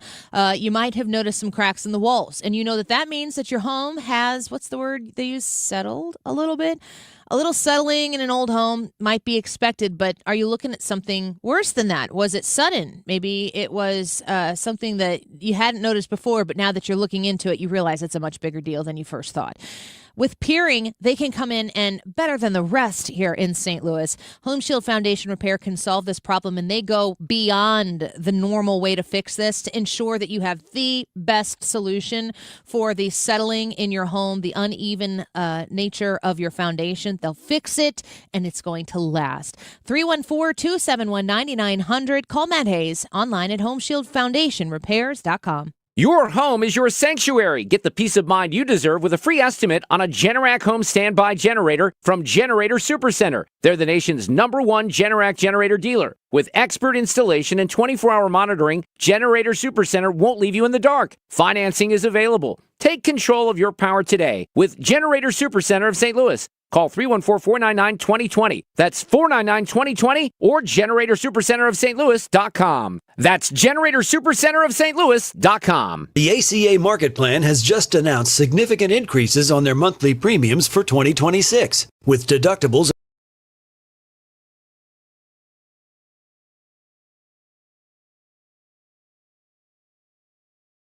has 0 outpatient deductibles, and it's 30 to 60% lower than most Obamacare plans. Other options are full coverage PPOs with national networks, copays, and 100% annual preventative care. Also, there's no income disclosure required, so no potential tax penalties. If you pay for your own health insurance, you're uninsured, you're on COBRA, or your employer coverage is just too expensive, call Greg, and they'll provide all available options. Call 314-794-7784. That's 314-794-7784. Or go to greghammonds.com. That's greghammonds.com. He can custom design a plan managed and chosen by you, not the government. If you live in Missouri, have Medicaid, and need a caregiver, this message is important. Care at home is personal. That's why you may not want a stranger in your home to take care of you. You want someone who already knows you and your daily routines. With Freedom Care, you choose a trusted family member, a friend, or a neighbor. They will get paid after every shift to care for you, and it's 100% free to you. More than 70,000 people have already joined the Freedom Care family. Call your local Freedom Care. They'll check your Medicaid eligibility. Don't wait until a stranger shows up at your door. If you have Medicaid and need help at home, this care is available 100% free to you. Call Freedom Care now to see if you qualify. 314-343-1362. 314-343-1362. That's 314-343-1362. Freedom Care, we're here for you. What if every time you spent money, you saved money too? With Achieve It Checking from Together Credit Union, you can do just that. Every debit card purchase is rounded up to the nearest dollar, and the spare change goes right into your savings. And here's the best part. Together Credit Union boosts your progress by matching qualifying savings up to $8 a month. It's a free checking account that helps you achieve more automatically. Learn more, or better yet, enroll today at togethercu.org. Together Credit Union. Federally insured by NCUA. Don't let tax refund worries hold you back. File now with TurboTax on Intuit Credit Karma. They'll find every credit and deduction to help you get every refund dollar you deserve, or your money back. Start filing today in the Credit Karma app. The Annie Fry Show is St. Louis conservative.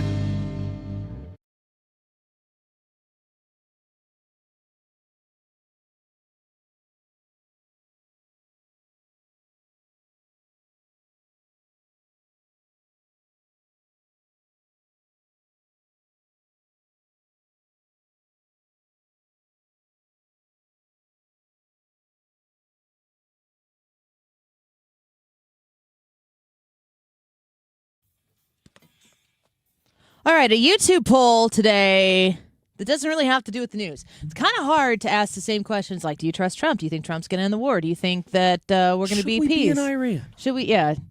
Which is your favorite What do you bomb? think about the Epstein files? Should we rename it the Strait of America? All these things, they're just rolling through my mind, but they all feel like the same question over and over again. We're going to play a clip a little bit later in the show from Charles Barkley. Have you heard this clip? I About don't know spanking. which clip you're I don't think I have. Good. Hopefully you can join us in a little bit. And kind of the genesis, this is a trending story a little bit. But he's talking about spanking. And we're asking you today on the YouTube poll, is spanking a reasonable method of child discipline? I'm not going to answer this question quite yet, but I hope nobody should ever spank a child. If they're going to spank a child that is not the parent of the child. That I would say, first and foremost, that if you're going to answer this yes or no, I would hope that we're only talking about the parent of the child. What about grandparents? I would say no. I am a big fat no on that. For two particular reasons. I think that spanking is, if you're going to spank, spanking is got to be as far as it ever goes. With any sort of physicality, and we can talk in a little bit about what a spank is and what it isn't. Mm-hmm. But I think that I'm talking in a normal family situation here where mom and dad are raising the kid. Sure. So if you have grandma or grandpa who are stepping in to help raise the child, totally different circumstance. You're talking mother and father figure. Yes. Okay. Being a grandparent is such an important, special role that I never want my children. I don't want to burden my parents with that, and I don't want to burden my children with that. Like, there are going to be two bad guys in this situation, and it's not going to be grandma and grandpa. I got chased around one time with a wooden spoon by my, probably at that point, 90-year-old grandma. She get you? Ethan wouldn't go down for his nap. I don't remember if she got me or not. Did If you she black did, out? it wasn't flush if she did. But she was definitely kind of hobbling around saying, "You better get back in bed, otherwise you're going to get this wooden spoon." But anyway, I think that's the only experience I ever had with a grandparent trying to spank me. Well, I mean, old-fashioned though. Was she old-fashioned. would she have been Greatest Generation, World War II? Like same with my grandparents. Yep. Her husband fought in the Battle of the Bulge, actually, World War II. Yeah. That's BA. I know somebody else who Purple Heart. Ow! A moment of silence for the hero. Don't you think that being a grandparent has got to be separate in an ideal situation? That being a grandparent, there just needs, you're feeding them ice cream for dinner, and when your kids are like, "Mom, why'd you do that?" They say, "'Cause we're the grandparents," and that's the trump card. I think so. The only situation where I can think where, might be a little bit different is if for some reason they are being watched long term. Sure. For example, if there's more of a raising the child scenario long term. Yes, but I would even say if a week-long vacation? Parents are out of town and it ends up being a situation like that, I'm not sold on one or the other, but I could see the justification of okay, at least for now, you're also kind of playing mom and dad role. Yeah. You know what I'm saying? And that can be for shorter term than just I'm being the father, mother figure. You want to read a couple texts before we take a break and get to Jim Carafano? We have some passionate people today. 314-241-9797. From the 636, heck yes, except they didn't say heck. Not enough people do it. This one says, yes on the poll. I wish someone would have spanked the bleep out of me, would have saved me and others from lots of pain. Spanking isn't just for the spanked, but for the people in the future that must deal with them. It's an investment? From the 314, feels like Annie's about to spank all of us right now. Sorry. Sorry. Also from the 314, beat the little ankle biters' butts. Oh my gosh. A little intense. I kind of need to know qualifications from you folks when you're texting in. Like, are you in a child rearing position? Any more? Well, let's hold it. Let's hold off there. 314. There is plenty more. 241-9797. President Trump continues to spank Iran, and Jim Carafano will talk to us about that, but not in such terms. I'll clean it up for him. Do you believe that spanking is a reasonable method of child discipline? YouTube.com/@AnnieFry to vote. We got 159 votes in so far, and I am telling you that I am shocked by the results in so far. So get in there, get your vote cast. Yes, it's a reasonable method. You used to think so, but no, or no, it's not reasonable. You can leave comments on the Annie Fry YouTube channel, but also text us and vote. 314-241-9797 to text. Jim Carafano on the Iran war when we come back. Don't go away.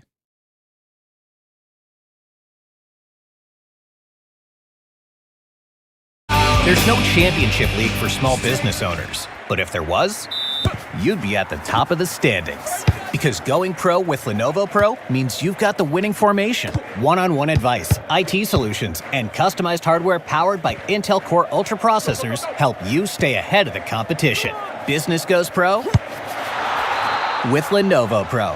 Sign up for free at lenovo.com/pro. Lenovo.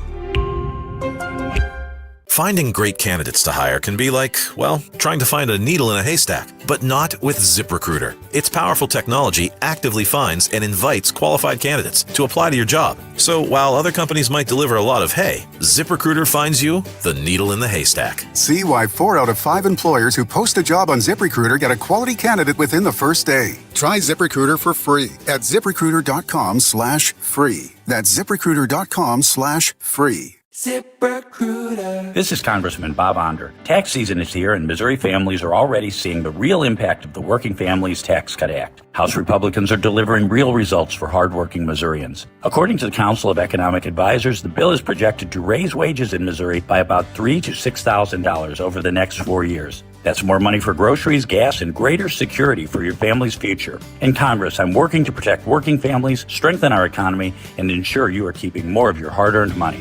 Paid for by official funds authorized by the House of Representatives. If you live in Missouri, have Medicaid, and need a caregiver, this message is important. Care at home is personal. That's why you may not want a stranger in your home to take care of you. You want someone who already knows you and your daily routines. With Freedom Care, you choose a trusted family member, a friend, or a neighbor. They will get paid after every shift to care for you, and it's 100% free to you. More than 70,000 people have already joined the Freedom Care family. Call your local Freedom Care. They'll check your Medicaid eligibility. Don't wait until a stranger shows up at your door. If you have Medicaid and need help at home, this care is available 100% free to you. Call Freedom Care now to see if you qualify. 314-343-1362. 314-343-1362. That's 314-343-1362. Freedom Care, we're here for you. We've been here 30 years, 30 Christmases in this house, and we have the traditions that most families have. That's Terry talking about her experience with Rhino Shield ceramic coating. We did Rhino Shield 14 years ago, and the house still looks the same as the first day. Rhino Shield really worked with me to help me get just the right nice soft yellow, and it's 14 years later, and it's the same color. The main reason Terry called Rhino Shield is because it's backed by its 25-year transferable warranty. It just sounded wonderful that we could have the house coated with Rhino Shield and not have to worry about it again for 25 years. Take it from Terry. Give Rhino Shield a call now for a free evaluation. 877-25-RHINO. 877-25-RHINO. Or visit 877-25rhino.com. There have been neighbors that have come by and said, "Did you just have your house painted?" Because they wanted to know who the contractor was. And I said, "No, it's actually Rhino Shield." 877-25rhino.com. Beat the spring rush and call Zero Res today. Mark Cox here. Springing forward feels better on freshly cleaned carpets and floors. Let Zero Res remove that lingering grime and get your home ready for the brighter days ahead. Right now, this month, buy one, get one room of carpet clean free. Unlimited rooms of carpet when you ask for the 97.1 special. Call 314-474-2020 or go online at ZeroResSTL.com. Spell it backward or forward, it spells the same. Zero Res. Today's YouTube live chat poll, is it okay, or is spanking a reasonable method of child discipline? 3 options. Yes, I used to think so, or no. Also, we have some tickets to give away to Kilme, who is coming to the factory on November 21st. So keep listening for that. The time is 1:35. This time check is sponsored by Jerry Kelly Heating, Air Conditioning, Electrical, and Plumbing. It's time for a $98 AC tune-up. JerryKelly.com. Where common sense rules the mic. 97.1 FM Talk. St. Louis Conservative.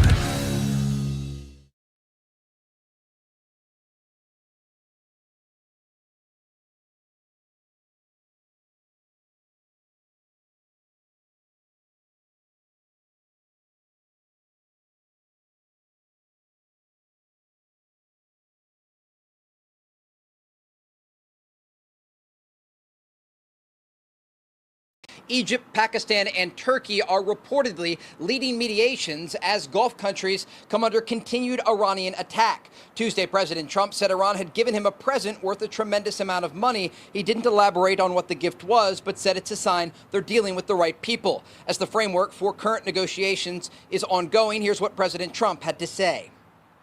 It all starts with they cannot have a nuclear weapon. I said yesterday, they said, what are the top 10? I said, well, number 1, 2, and 3 is they can't have a nuclear weapon.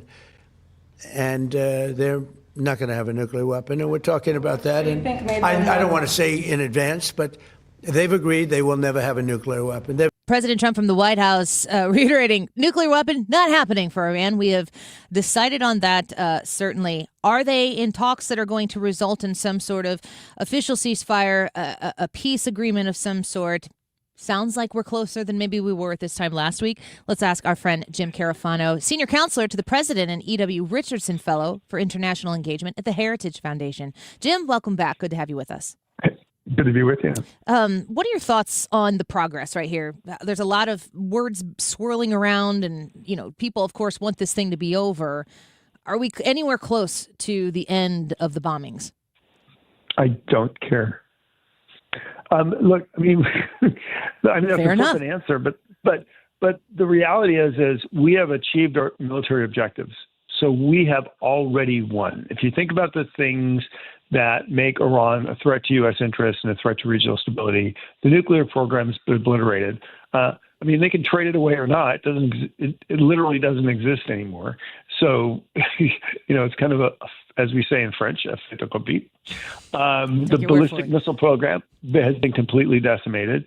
The network of surrogates, which they've used to terrorize the region, has been significantly degraded, if not dismantled. So, we've already kind of won. So how it ends, I personally am relatively ambivalent. Maybe will there be a deal? Maybe. If there's not a deal, Trump can actually wind down military operations whenever he wants, since he's achieved his objectives. And then, he could essentially do what's called mowing the grass, right? If the Iranians do something else that makes him mad, he can go back and whack him again. And, and I know some people are saying, well, if it's not regime change, it's not victory. But regime change will come when the Iranian people throw off this regime. That might not be today. It might be a month from now. It might be 6 months from now. So even if it doesn't end in people getting exactly what they want, doesn't mean that this is over, because the regime's been significantly damaged. Whether they agree to step down or not, it may not endure. We don't know. How decimated is the government structure right now in Iran? Well, we know that many of the senior leadership have been killed. We know they have a very difficult time kind of communicating with each other, and we know that they have that they really are. Well, they have the armed forces are literally decimated. So it's difficult to control the remnants that are left. The IRGC, which is the Iranian Revolutionary Guard, which is kind of the stormtroopers of the Ayatollah, right? The guys that kept a watch on the army, kept a watch on the police, the security forces, the legislator, and everybody. They were the thought police. They were the guys that go out and took the girls in burqas and strung them up by the thumbs and raped them and killed them. They kind of say, well, we're in charge here because they're claim to be the only structure, but even they have limited capacity to organize and things. So it's very, very difficult to say, what the level is. But here's what we do know, which is the security infrastructure is intact enough that at least right now, people are afraid to come out and challenge it. So, we have a really good illustration of this. So we had this women's soccer team that was in Australia. Mm-hmm. Several people, they refused to sing the national anthem. It was a huge news thing. And then several of them, fearing for their lives, wanted to defect and not go back home because they thought that they would be punished, which of course they probably would be. And then what happened is somebody rounded up their families. And they said, if you don't come home, we'll just, you'll never see your family again. So obviously there's still some capacity in there to terrorize people. And that's, if you ask me what's left, other than these kind of odd off ballistic missile shots and some stuff and some things they can use to kind of throw at the straits, they have no integrated security or military capacity per se to threaten outside neighbors. But then the question you're asking is, well, do they have the security infrastructure still in place to secure the country? And the answer is, well, we don't know until people challenge it, and people are not going to challenge it as long as they're fearful of their lives. Jim Carafano speaking with us right now. Who are Iran's friends right now? Well, certainly the Russians and the Chinese are the two of consequence. Are they acting like it? I mean, what are they doing right now to support them? Nothing. As a matter of fact, I was on Fox yesterday, and Putin just announced, he said, well, it's time to wind this war down, and, they need to make a deal. And they, which I hadn't heard. I mean, that was breaking news as I was coming on the air. And they go, well, what does this mean? And I said, well, we don't know. But, the most likely explanation is the Russians are afraid if the Iranians don't stop, the regime's going to collapse, and the Russians will be left without friends. So the Chinese and the Russians aren't doing anything of great significance, but they are the only kind of assertive friends. And then you've got, the Indians who've been kind of long-standing had long-standing relationships with Iran, but they're doing nothing. Then you've got some odd wackos like the South Africans and stuff standing up and saying something, but they're really, and maybe the Cubans or something, but they're really irrelevant. So if you're saying who's going to ride to the rescue of the Iranians, the answer is nobody. Oh, you said Cuba. Is what this administration is doing in a foreign policy capacity, Venezuela, Iran, and now what is being discussed in Cuba? They're like living their presidency in dog years and the amount of things they're trying to cram into a small amount of time. Yeah. Is this a lot or no? Well, not only is it an unbelievable lot, it actually shows how weak and timid and unrealistic the Obama and Biden people were. Because what we're actually discovering, the United States is not the 9,000-pound gorilla it was maybe 30, 40 years ago, with a military that could fight wars all over the world and an economy that could literally crush you like a bug. But the reality is nobody else is either. And, we've been so kind of self-defeating. You remember Obama saying, we're never going to get industrial jobs to come back. And, the Biden guy saying, well, we have to live with Iran. And what Trump is, most of these guys are straw houses. And he didn't, let's be honest, Trump has not had to push very hard to crumble most of the leftist regimes in Latin America, put the Iranians on their heels, wipe out the entire surrogates in the Middle East, and we're not even like really, throwing everything at the Russians. But what we've done supporting the Europeans and the Russians, the Russians are losing land every day in Ukraine. It's not so much. What it is really is a reflection of how we didn't use the power and influence at our disposal, and that's almost criminal. It does feel a little bit as though the Venezuelan success leading into Iran, and then the interest of trying to rectify the problem that is existing in Cuba, that there's almost a flood the zone strategy where if they're doing it all at one time, if they have the capacity within the administration to juggle that many things at one time, that this might be the most effective way to get the most things done at one time. Right. But what it really does is it shows, remember Reagan said, these guys will crumble if we just use the strengths that we have. And this is, I think definitely what we're seeing here is it really coming, and if you want a domestic analogy of this, remember Biden assured us there was nothing he could do to stop the flow of 10 million plus illegal immigrants in the United States, that it was beyond our capacity, and that the border was as secure as it was going to be, and we couldn't do anything about the cartels, and we couldn't do anything about it. That was just impossible. And Trump ended it in like 5 minutes. Look at this. We said for 30 years we couldn't get back to the moon, and they've got a plan to get us to the moon in like no time. Watch an Apple TV show For All Mankind. Is we're actually going to catch up, right? And get it based on the moon. So it is literally, and this is, I think, the CEO and Donald Trump, right? Yeah. He does a takeover, and then he looks at the assets of the corporation, and he basically says, you guys are way underperforming. You're wimps on foreign policy. You're letting all this money go out the door with corruption. You're crippling your strengths like energy production. All we got to do to make this company run is to run it like a company and not like a liberal tip. But the other thing is this is a real lesson of the people who want us to be Islamists or socialists or communists or whatever, and have 87 genders and whatever, all the stuff that they want to do to change America to a different place. The people that we are fighting against, they've done all that stuff. The Cubas, the Venezuelans, they took over everything. They had all the graft and corruption and oligarchs. They destroyed their democracy. And look at what happened when we poked our finger. They deflated like a balloon. So, when you hear actually American commentators, and this literally say women are more free in Iran than they are in the United States,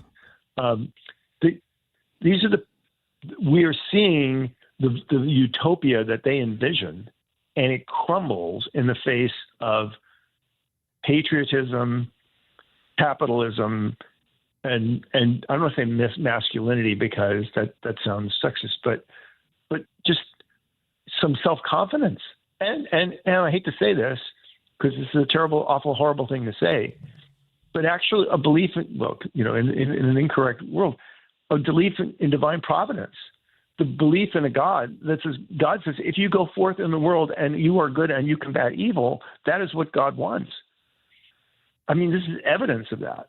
So I don't know what to tell you.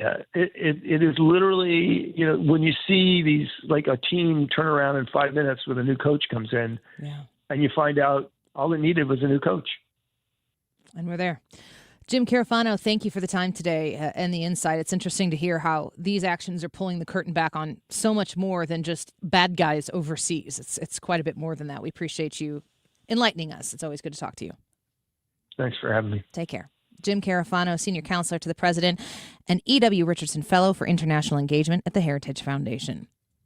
When you put it that way, that's what we should call the segment with him. All right, let's break. Got a special guest in the studio. When we come back, you're not going to want to miss it. YouTube poll for today is spanking a reasonable method of child discipline. You go to the Any Fry YouTube channel and vote, and then you can leave a comment there if you so choose to tell us why you voted the way you did. Is spanking a reasonable method? Yes. I used to think so, but no, or no. You can text us your thoughts as well. 314-241-9797. Back in a minute.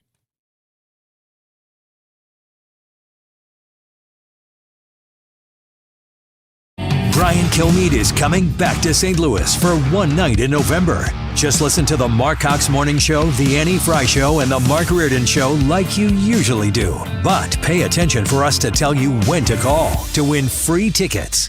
Hi, I'm Bob Kershaw with Retirement Advisory Group. Hi, I'm Tammy Kershaw. When we meet our clients for the first time, they have built up a lifetime of savings. Their question is, what can we do with this money so we can live comfortably the rest of our lives? First, we develop a strategy to protect your nest egg from any market losses. Then, we build your own personalized structured income plan that will generate you an income the rest of your life. We put you in control of your money. You've earned it, and it's our job to make sure you enjoy it. Let our team show you how you can have the retirement of your dreams. Call us now at 314-993-9494 for a no-cost, no-obligation retirement review. You will also get a copy of our latest edition book, Your Key to a Worry-Free Retirement. We've been helping retirees and pre-retirees retire with confidence for 40 years. Call us now at 314-993-9494 or go online at retirementkey.com. That's retirementkey.com. This is attorney Todd Nissenholt of Kaufman Townsley. Injured at work? Not choosing the best lawyer will cost you. But here's the good news. Since you don't pay unless we win, you can afford the very best. Kaufman Townsley. Call 314-777-7777. Hey, it's Mark Reardon for the Doctors at Ophthalmology Associates. We call them the Doctors because they've treated more than 250 doctors, more than any other practice in St. Louis. So if you're looking for the best doctors for your best vision, it's Ophthalmology Associates. Doctors Greg Birdie, Ranjan Malhotra, Robert Brusati, and Andy Royer. Doctors Birdie and Malhotra are cornea surgeons and experts in the diagnosis and treatment of diseases of the eye. I had an eye disease when I was younger. It left me with a silicone buckle around my right eye, so I put my trust in Ophthalmology Associates to take care of my annual checkups. Maybe you're experiencing dry eye, allergy eyes. They can help. They can help with cataracts, macular degeneration, glaucoma, and LASIK surgeries. And if you're looking for the best eye care, it's Ophthalmology Associates. Make an appointment today by calling 314-966-5000 or online at youridoc.com. They have a great office location just west of 270 on Manchester Road. Again, the phone number, 314-966-5000. The website, youridoc.com. Ophthalmology Associates. Wait, Corey from Air Comfort Service? What are you doing in my basement? Standing behind our work. It's 9 p.m. At Air Comfort Service Heating, Cooling, and Installation, we take pride in our work. If you need heating service, no matter the time of day or night, we're here to help with 24/7 emergency service. So, you're just going to stand behind my furnace? Yeah, pretty much. Can you hand me those paper towels then? Absolutely. For heating service or HVAC maintenance, visit aircomfortservice.com. That's aircomfortservice.com. This is the Annie Fry Show on 97.1 FM Talk, St. Louis Conservative.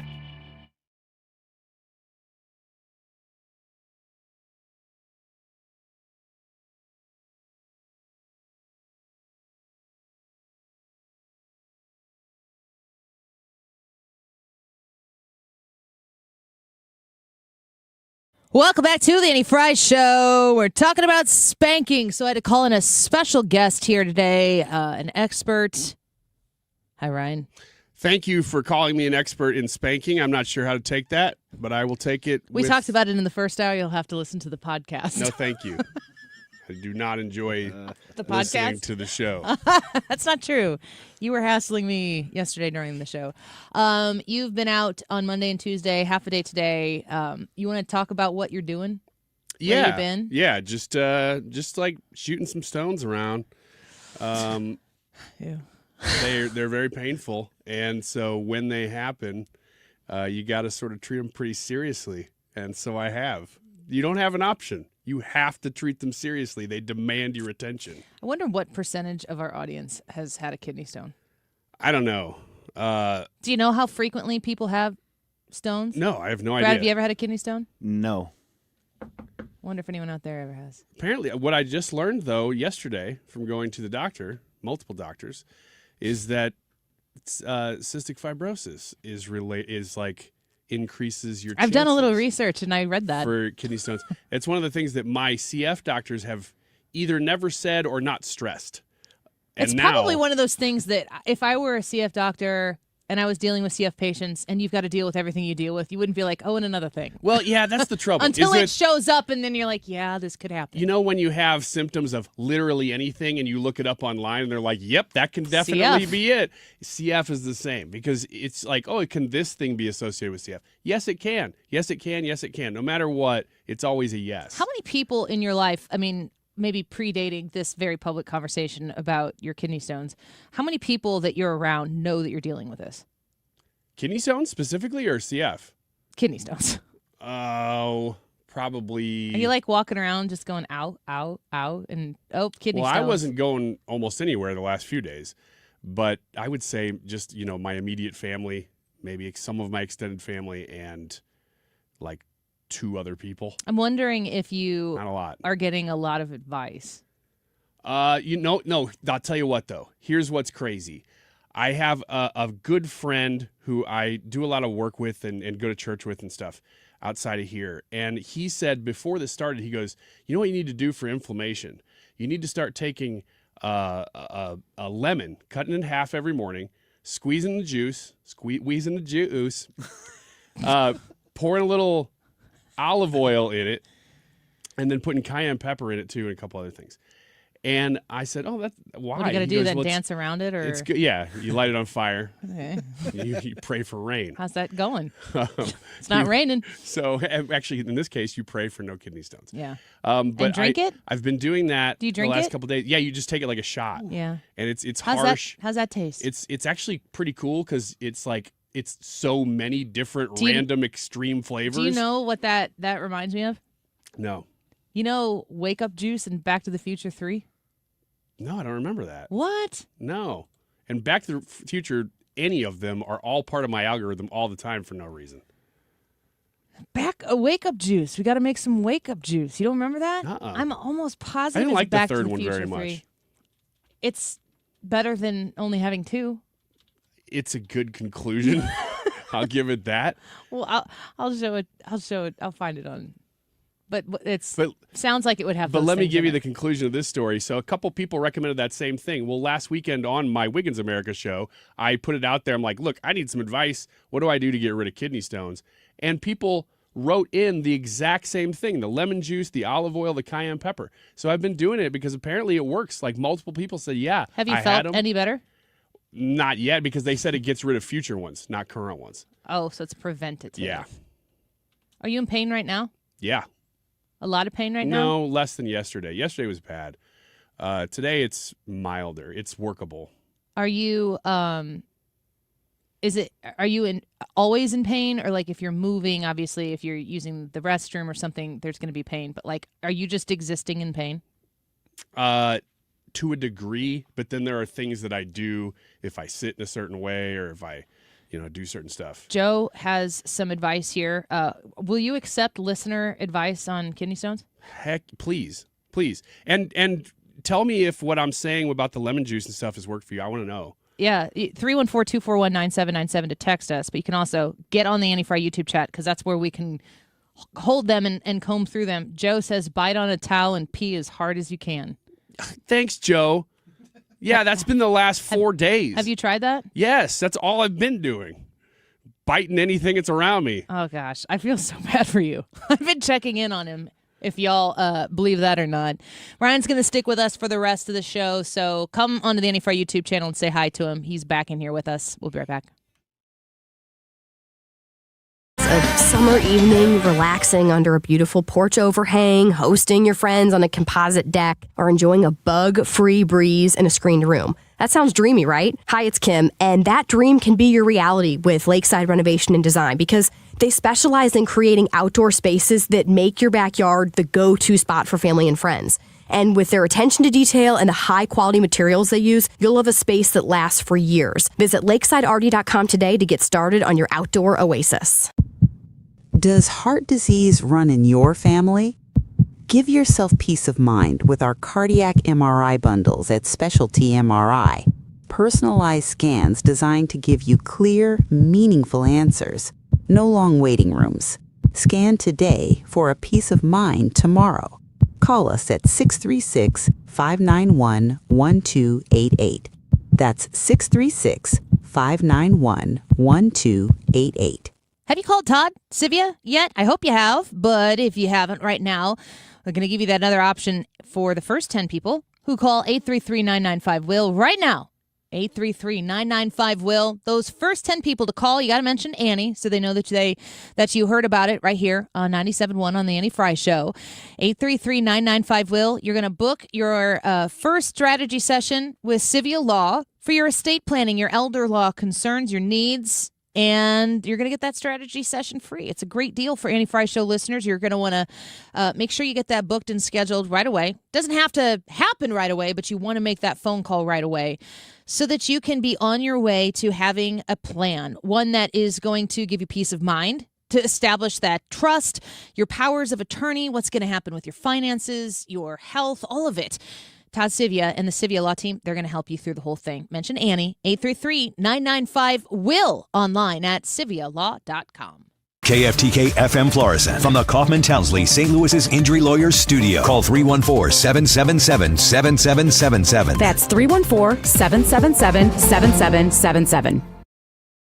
Two tech giants lose in court. I'm Lisa Brady. Meta and YouTube, which is owned by Google, are each found liable in a landmark case over claims of social media addiction. A jury in Los Angeles finding Meta and YouTube liable for negligence and failure to warn. The case centering on a now 20-year-old plaintiff, KGM, who alleged the tech companies knowingly created addictive platforms that led to her depression and self-harm at a young age, joining YouTube and Instagram before she was 10 years old. Both companies denied the claims. They've been ordered to pay $3 million in damages, with Meta fronting 70% of the cost and YouTube 30%. The verdict comes a day after a jury in New Mexico ordered Meta to pay $375 million in damages, finding it misled users about the safety of its platforms and enabled child predators. Fox's Christian Goodwin. Meta plans to appeal that New Mexico verdict and says it's reviewing and disagrees with the finding in the LA case, which still has a decision pending on punitive damages.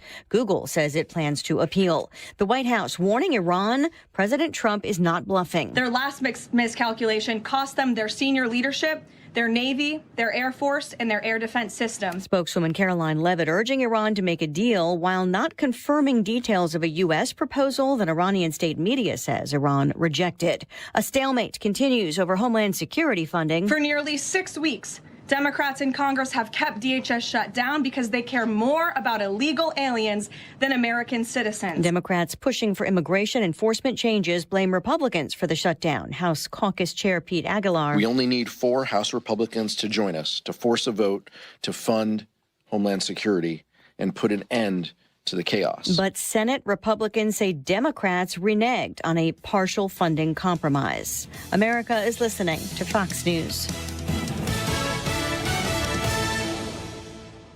Hear that?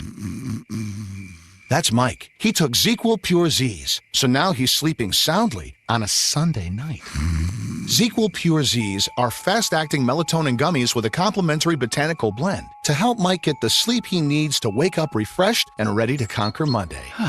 Let's do this Monday. ZzzQuil Pure Z's. Just for sleep. Really great sleep. These statements have not been evaluated by the Food and Drug Administration. These products are not intended to diagnose, treat, cure, or prevent any disease. Use as directed. LifeLock, how can I help? The IRS said I filed my return, But I haven't. 1 in 4 tax-paying Americans has paid the price of identity fraud. What do I do? My refund, though. I'm freaking out. Don't worry, I can fix this. LifeLock fixes identity theft guaranteed and gets your money back with up to $3 million in coverage. I'm so relieved. No problem. I'll be with you every step of the way. 1 in 4 was a fraud-paying American. Not anymore. Save up to 40% your first year with promo code NEWS at LifeLock.com. Terms apply. Air Comfort Service, heating, cooling, and insulation. Weather. All about sunshine this afternoon. 78. It's warm overnight, mostly clear. The overnight low 63. Thursday opening day sunny. Let's call it hot, fast warm up. 92 in the afternoon on Thursday. Here comes some showers and non-severe thunderstorms late Thursday night into early Friday morning. Then Friday turns partly sunny. It's cooler. 53. This is 97.1 FM Talk. Chief Meteorologist Dave Murray. The Annie Fry Show is sponsored by Air Comfort Service Heating, Cooling, and Insulation. Air Comfort Service is proud to support Greater St. Louis Honor Flight. Sign your veteran up for their honor flight today at gslhonorflight.org. And for HVAC services, aircomfortservice.com. Annie Fry, Ryan Wiggins, Brad Rain. That's us. That's right. Gotta love this American ride. What do you want from me? I'm not America's sweetheart. For goodness sake, kid. Keep your voice down. Your father's listening to the radio. I'm not America's sweetheart. This is the Annie Fry Show on 97.1 FM Talk. Welcome back. Beautiful day outside. The days are getting prettier and prettier. Tomorrow, opening day here in St. Louis, and it's going to be a hot one. I can think of a lot of, we've done several, we have, I don't know how many times you guys have been a part of it, but we've done multiple opening day events out at Keener Plaza, live broadcasts, and it's usually, the best it gets is sunny, but it's usually really windy and deceptively cold was my experience. The last time that we did it as a show, I remember it being fairly nice but windy and also very loud. It's just incredibly it was hard not to broadcast. It was not conducive for a show. Yeah, super fun to be out there among the festivities and everything, but it's kind of one of those things where if you're listening to 97.1 on opening day, we've got a job to do. And we have to adhere to that. So we will be doing that tomorrow. Of course, Cardinals starting a new season. I'm kind of excited about this one. Expectations are set. I referred to them yesterday in a conversation with Ethan as the baby birds, and I'm going to root for him. I'm going to tell a story. Ethan's going to come in about 10 minutes to do his Ethan Sports and Local, and I have a story about my son playing baseball that I need to get off my chest. It's embarrassing. It's super funny. Embarrassing for me. So stick around for that. We're talking a lot about parenting today. And have you heard the Charles Barkley clip about spanking? No, I heard you talking about it, but I haven't heard it. The poll today, is spanking a reasonable method of child discipline? Yes. I used to think so, but no or no. Brad, what's your thought on this poll? I'm a yes. But I delineate between spanking and beating. I've seen some videos like, no, don't do that. Actually, don't put a video of you spanking your kid on the internet for people to watch. What does that do? I don't know. But I saw a guy do a live Clicks. stream of it, and it's just like, that's not what this is for. But like for correction, without anger, without rage, yes, I think that it's appropriate. Ryan? I wish there was an option in this poll for it can be, because I guess that means I'm a yes. Under the right circumstances, absolutely it can be effective. So yes, but there also can be, circumstances in which it's counterintuitive. G. Williker says spanking is technically beating. No, open palm. Nah, beating would be closed palm. That's a fist. Have you ever spanked? I shouldn't ask this. You're going to answer it eventually. But I know that we went through some spanking years. I don't know that an open palm and a closed fist, like I don't think that the opening of the hand is the thing that makes it okay. Well, it's not the litmus test, but it's part of it. You could slap your kid and it could very much so be abuse. Yeah. But if you're spanking them on the butt, you're not going to do it with a closed fist, which is what makes it a spanking. I've never really. Brad's disagreeing. What's that? What I'm saying is I think that you could absolutely hit your kid with a closed fist on the butt. That would still be beating, but like, I never seen that I don't. happen. I don't agree with the comment that spanking and beating are the same thing. It is not. Joe said if spanking is the term being discussed, then we have to make the assumption that we're not talking about beating. I think that is what we're discussing, because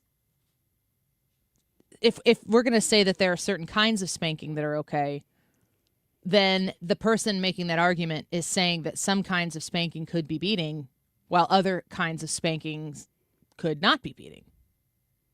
So I think that's the argument. Because for the people who are saying to the question, is spanking a reasonable method of child discipline, that it's not, my assumption would be that they think that all spanking is beating. Right? If you were going to say no, that it's not a reasonable method of child discipline, aren't you deducing that the person would say no because they believe it to be abuse? No, they might say no because they just don't think it's effective. Like, it's okay to do it, it's just not going to get you anywhere? It's not going to get you anywhere. Well, that sounds exactly like beating. Like it's something just to do. Well, here's the reason why we're talking about it. Charles Barkley is making some waves because he made these comments. When you yell at somebody when they do something wrong, that's called being a coach. Like, you can't even, people talking about you can't yell at your kids. Yes, hell, you can yell at your kids. You whoop their ass too with the. Let me tell you. I don't think you're allowed to do that. I don't think you can whoop ass anymore. Yes, you can. That's why these kids are crazy. And the kids, let me tell you this: don't ever get no damn Hot Wheel racetracks, because those things are dangerous and they leave whelps. Wait, who? Like your grandma? Did you take a piece of the track to whip you? Oh, listen. Once I got too old for switches. Oh yeah. And for you white folks, switches are tree limbs. Once I got too big for the switches, and then I actually became a switch expert, I would get one that would break after about the fifth or sixth. You have to get one of those. You can't get one of those that are kind of wet because they don't break. You got to get one that's kind of dry. They break after 5 or 6. But then one year, Dad, I made the mistake of getting those Hot Wheel racetracks. And man, that was one of the worst decisions ever. So kids, never get those Hot Wheel racetracks. I loved Hot Wheels, man. Hey, I did too, until it became a weapon. I gotta give your grandma credit for looking at it. You know, I got spanked with a switch.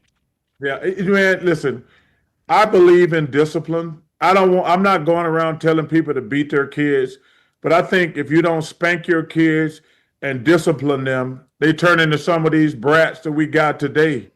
I'm not here saying I'm not here for child abuse, but how are kids gonna know they're doing something wrong?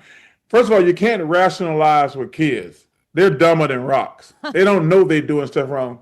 But when you spank them, that gets the message across, and because they don't want that. And listen, all these fools are going to be called. Listen, you can blast me on social media. You guys know I don't do social media. I don't ever read any comments.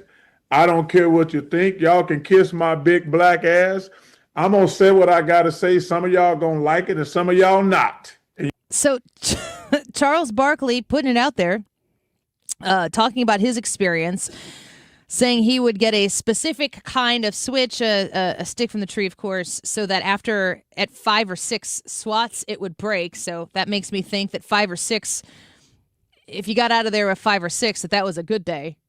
Charles Barkley has one daughter. I think that's the first question that people are going to ask is, does Charles Barkley have a kid? One daughter, Christiana Barkley, born in 1989. Immediate reaction to what Charles is saying there? Well, generally what he's saying is something we all should agree with, which is about discipline. So the form of discipline is the question, which is what you made the poll into. But what Charles Barkley is saying is something all of us should embrace.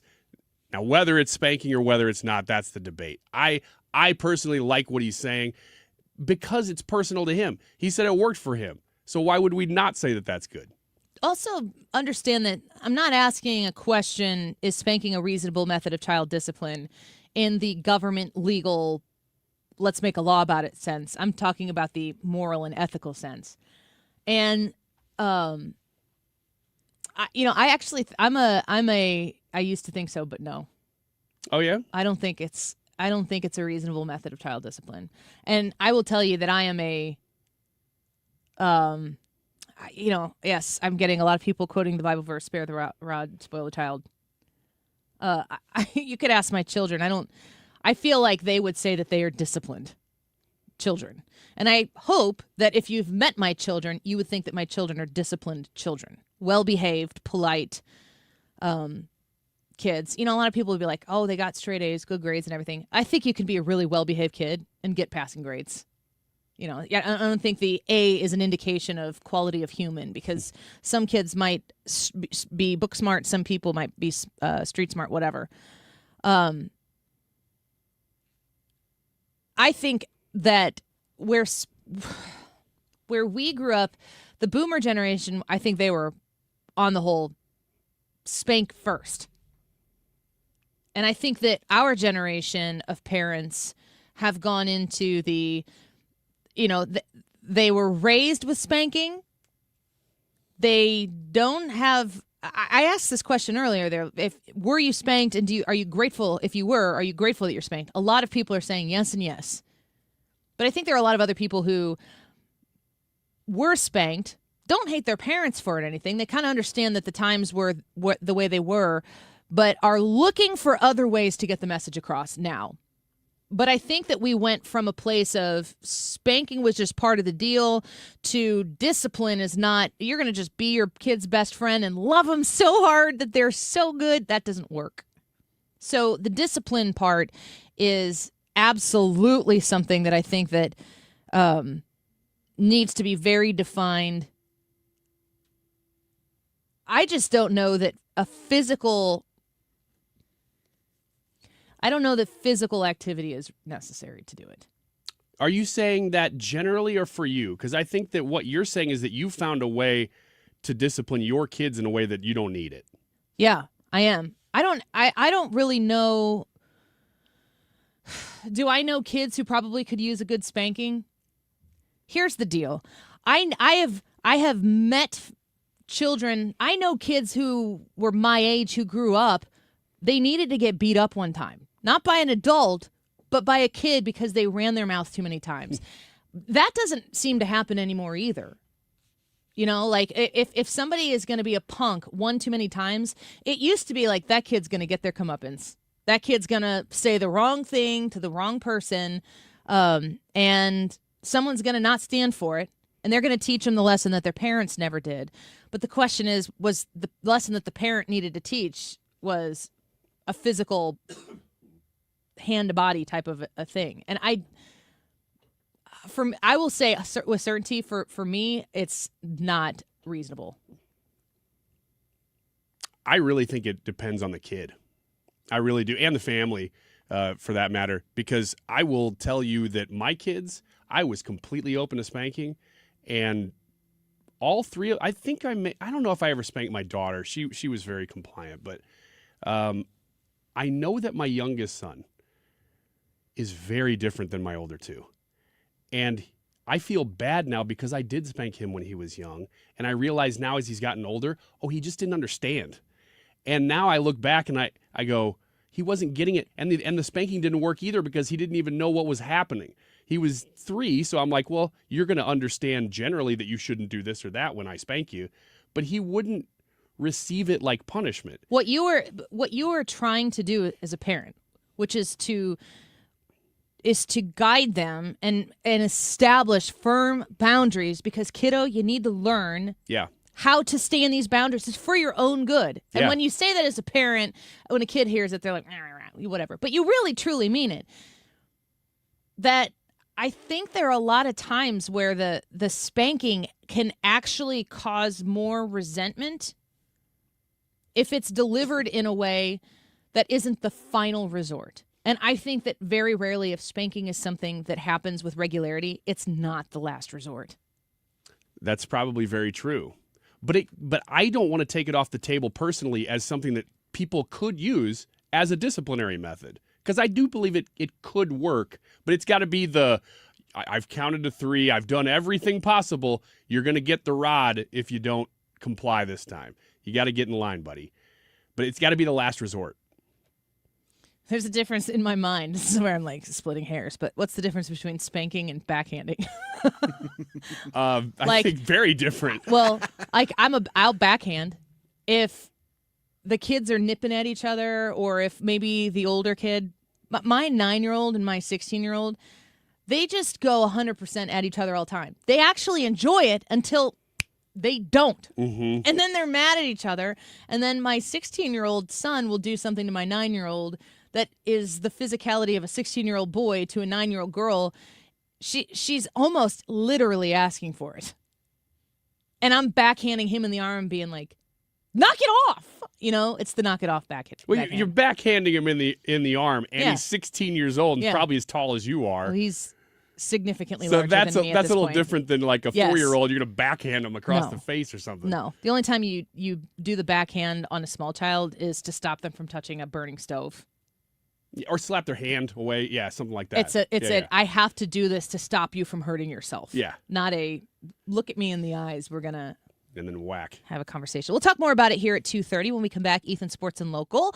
Back in studio with us. We'll get the latest with Ethan in just a minute. Your thoughts. I may not be in the majority here. Is spanking a reasonable method of child discipline? Yes. I used to think so, but no, or no. Go to the Annie Fry YouTube channel and vote. Leave your comments there as well. And text us at 314-241-9797. We'll be back.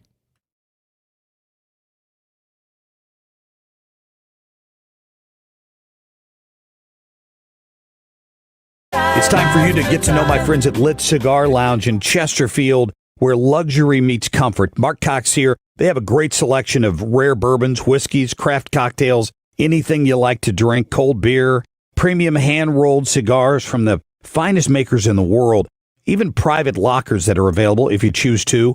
Perfect for date nights or business meetings, and live music every Friday night. Family owned and operated. Check them out in Chesterfield at the District. It's litstl.com. What if you had a plan to build income outside your job?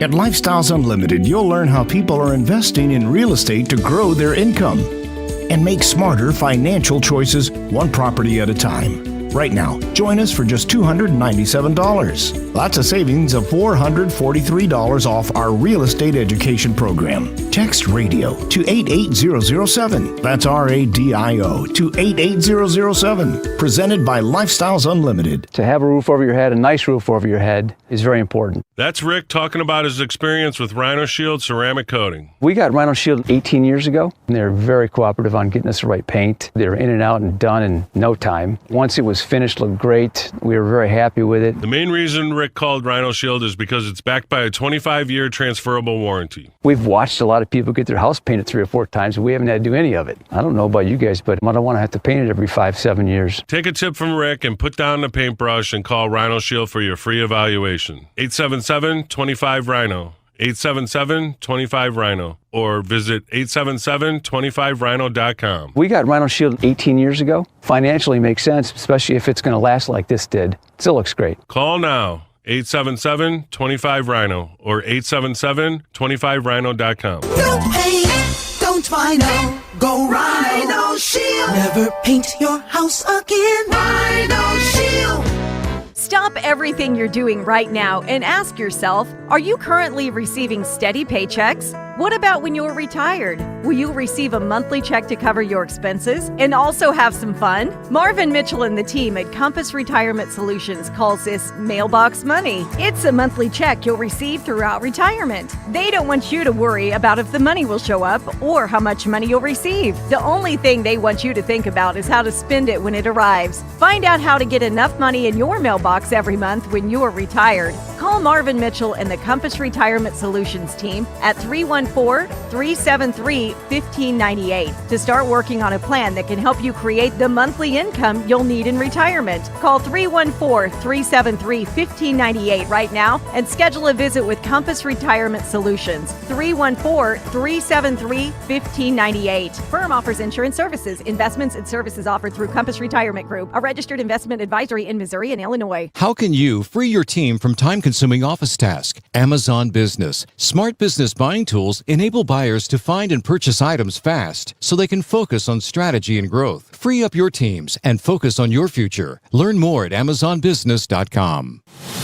Annie Fry is St. Louis conservative. Hold up. Check it out. Sports and local. Flying High with Ethan the Space Manaford. Oh, that's a good one. That was a fun one. I remember that. Yeah, and this thing's going to be out of this world, baby. Huh? Great transition. Good job. I'm going to see Project Hail Mary tonight. Well, that'll be fun. Why is everybody freaking out about this movie? I think it's going to be good. For me, Ryan Gosling and my algorithm have gone weird together. Okay. And I actually respect that they're putting old-fashioned effort into the promotion of this movie. And it does look good. Yeah, it looks like it looks fine. I just give heard it a lot shot about it. I'll tell you tomorrow. Okay. All right, I do need to give you guys a heads up. When I was walking in, my papers may or may not have all fallen out of order. Just do them in the order that they're sitting there. So we'll assume they may not have. Well, what I'm trying to tell you guys is if for some reason I go from telling you guys about how you can watch Cardinals games this year to something about Missouri taxes, with no context whatsoever, that's the reason why. We trust you. All of my papers are out of order now. We'll find out how much of a professional you are today. You're going to find out how much All Financial regrets sponsoring this because Ethan Sports and Local is sponsored by All Financial. Ding. Cha-ching. We have made it. Opening day is tomorrow for the St. Louis Cardinals. Yep, Brian, you got your crappy bell there. Oh, wow, nice. Worked. Good little ring there. For those that are wondering, that have satellite providers that are still trying to figure out how exactly they are going to watch Cardinals games this year, here's the good news, is that as far as I know, you're not going to have to add it on to your package. If you had FanDuel Sports last year, then you're going to be able to just watch Cardinals games. The only thing is that the Cardinals still have not announced entirely what channel all of these games are going to be on, like what the channel number is specifically. They've started to come out for some of the different providers, but not all of them are out yet. They should all be out by 8 a.m. tomorrow. So that's good because the game is tomorrow. That is true. It's tomorrow. That's good. This is just in time. This is not a Cardinals issue specifically. This is an MLB issue waiting to get the channel numbers back from the TV, from the providers, as far as I'm aware. But what we do know is that if you are a subscriber to Charter Spectrum, you are going to be watching on channel 362. And that is specifically for Charter Spectrum Digital. If you are with Charter Spectrum but you have a set top box, that is going to be channel 223. If you're with Comcast or Xfinity, channel 1261. We should find out DirecTV tomorrow. And are there any more? Are those the main ones? I guess UVerse, AT&T UVerse, that'll also be tomorrow as well. But we have made it to the day, we have made it to the point. Tomorrow is the day, and there are going to be some games that are going to be held on local channels throughout the season as well. Obviously, Fox 2 will have a handful of games for the Cardinals this year, the soonest one coming up on April 11th. And then there will also be some games on Matrix Midwest. They'll be simulcast this year. So there are going to be some local opportunities to watch Cardinals games if you are not, paying for the subscription or the stream. So that is the good news. The Cardinals have officially announced their opening day roster for 2026. And I'm just going to quickly run through some of the notables. The starting rotation is going to include Matthew Liberatore, who will be starting tomorrow. He will be followed up by Michael McGreevy on Friday. Saturday will be Dustin May. Kyle Leahy will start the first game of the series against the New York Mets next Monday, and then that'll be followed up by Andre Palante. J.J. Weatherholt did end up making the Cardinals opening day roster, so I was just talking with Bernie Miklas on the latest episode of my podcast, the Lou Sports Talk podcast, and he compared J.J. Weatherholt to the most highly sought prospect that the Cardinals have had since J.D. Drew. So that was over 20 years ago.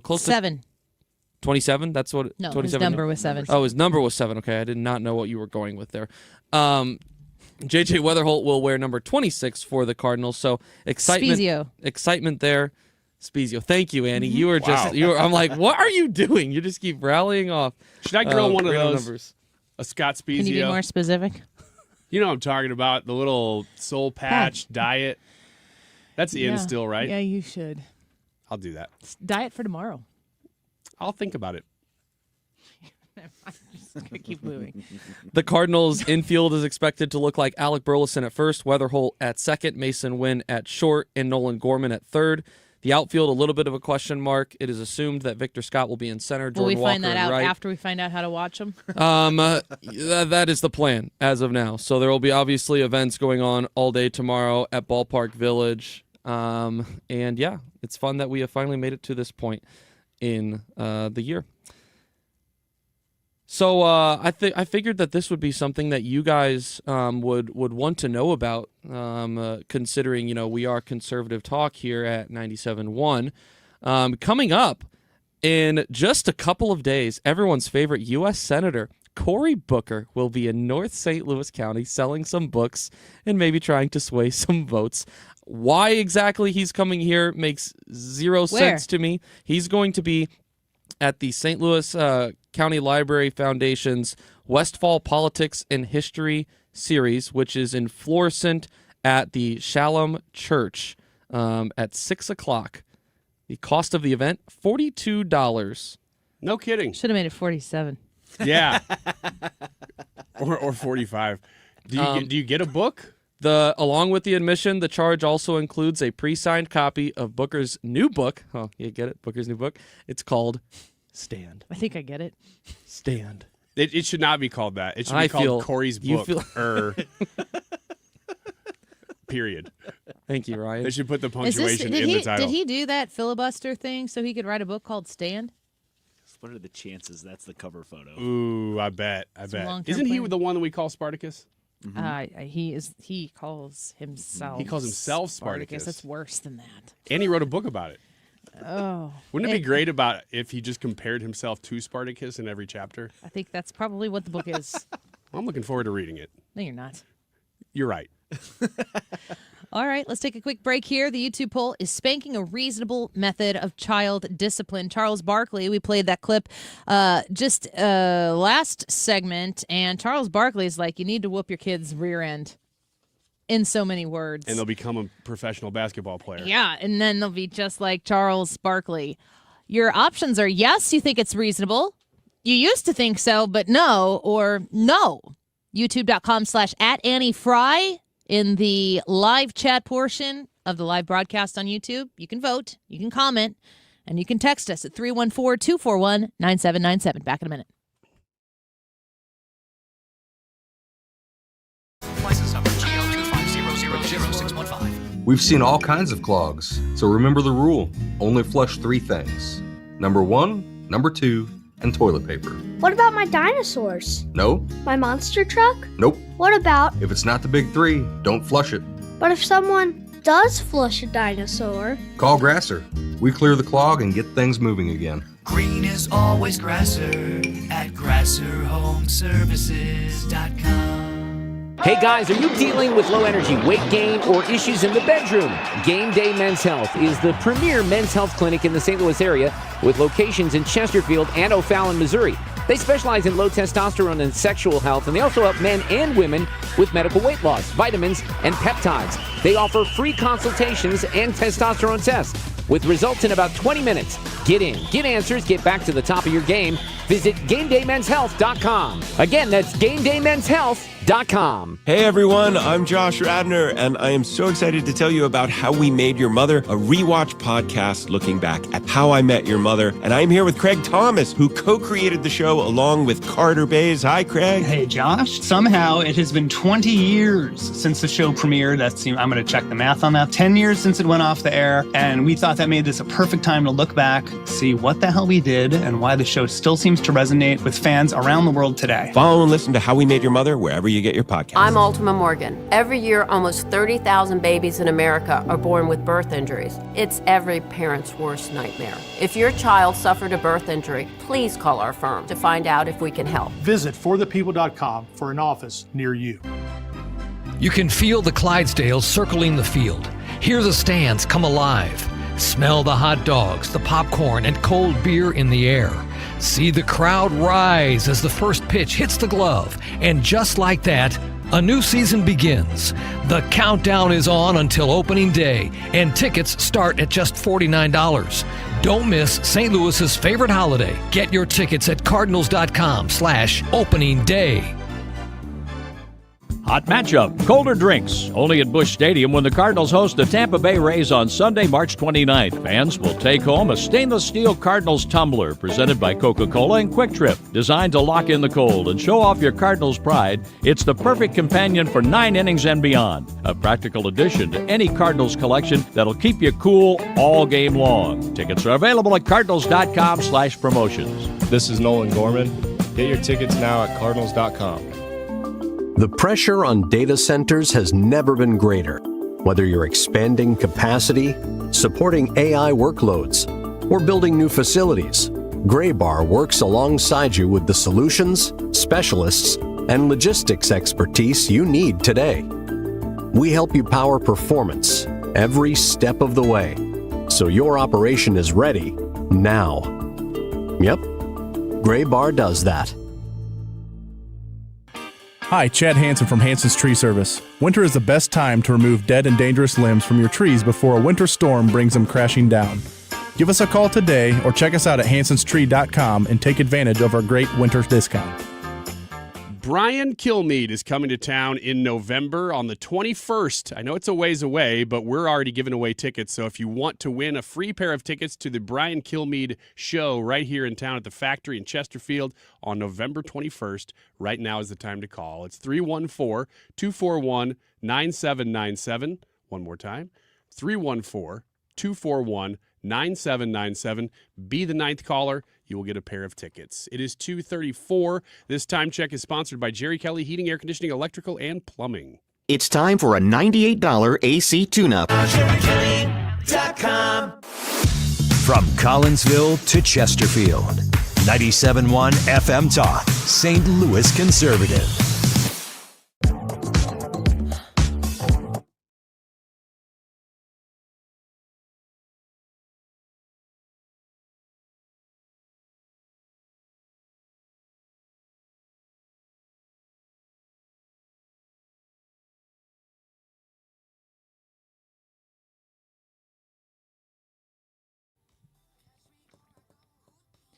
Welcome back to the Annie Fry Show. That YouTube poll, lots of people making their thoughts be known on the Annie Fry YouTube channel. So send us your texts as well.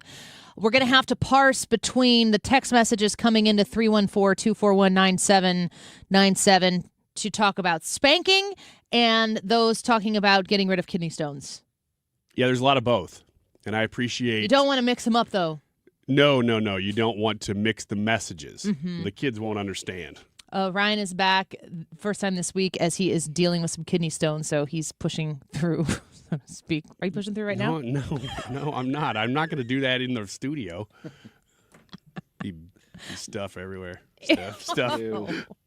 It's so bad. It is. It's bad, but I can joke about it because they're mine. They're my little babies. I don't know the appropriate course of action here. Do you want to talk about it? Yeah. What do you want to... Okay, so people writing in on the text line saying they recommend staying away from brown soft drinks, which I'm like, yeah, that's fine. If it's brown, flush it down. What? Say it again? Stay away from brown soft drinks and tea. Why? He says they lead to kidney stones. He didn't say specifically. This is Tom, signed it. Do you drink a lot of brown drinks? Well, I will drink some soda. I drink less soda than I used to, though. I can say that. But he said the same thing as a couple others in here have said, too, which is drink lemon juice every day. Citric acid in the lemon juice helps dissolve the oxalate kidney stones. But other people have said you got to make sure that they're oxalate kidney stones. What's the biggest kidney stone you've had? I have no idea. I don't know when I passed them. is the weirdest thing because it'll take 10 minutes and then I'll go, oh, I think maybe I did. I don't know when it happens, though. So I have no idea what the size is. The worst one, we should probably tell the quick story that when you and I and Brad, and at the time Hannah. Don't associate me with this like I had anything to do with it. You had everything to do with it. It was your idea for the trip, and ultimately that's the reason that I have kidney stones now. We went to Disney World together for 3 days, and it was an insane 3 days. In a good way. It was amazing. We didn't sleep pretty much the first night because we were going to fly out so early. Yeah, you guys came to my house. Came to your house, slept in the basement. I think I slept for 2 hours. Most people didn't sleep at all. I didn't sleep at all. And then just got up and went to the airport at 5 a.m. 3 a.m. Well, yeah. Was the flight at 5, though? Yeah. Okay. And flew directly there, went straight to the parks, and walked 30,000 steps the first day. Because you're like, you want to go hard? We're like, yeah. Why would we not? Because it's a lot of work. It's time. And so we did. We went crazy. And then the next day, you're like, you want to do that again? We're like, yeah, let's do it again. No sleep, very little sleep. And woke up early, did it again, 30,000 steps 2 days in a row. And then on the third day, I think we did maybe 15 to 20. But then we had to fly out that night and come back and be on the show the next day. So it was super intense. And I showed up at work. I think that next day we were fine.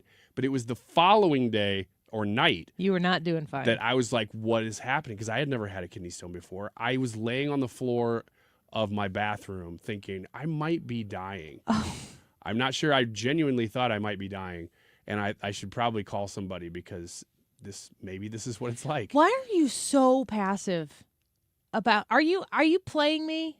What do you mean? You're the most casual person about things happening to you. You're like,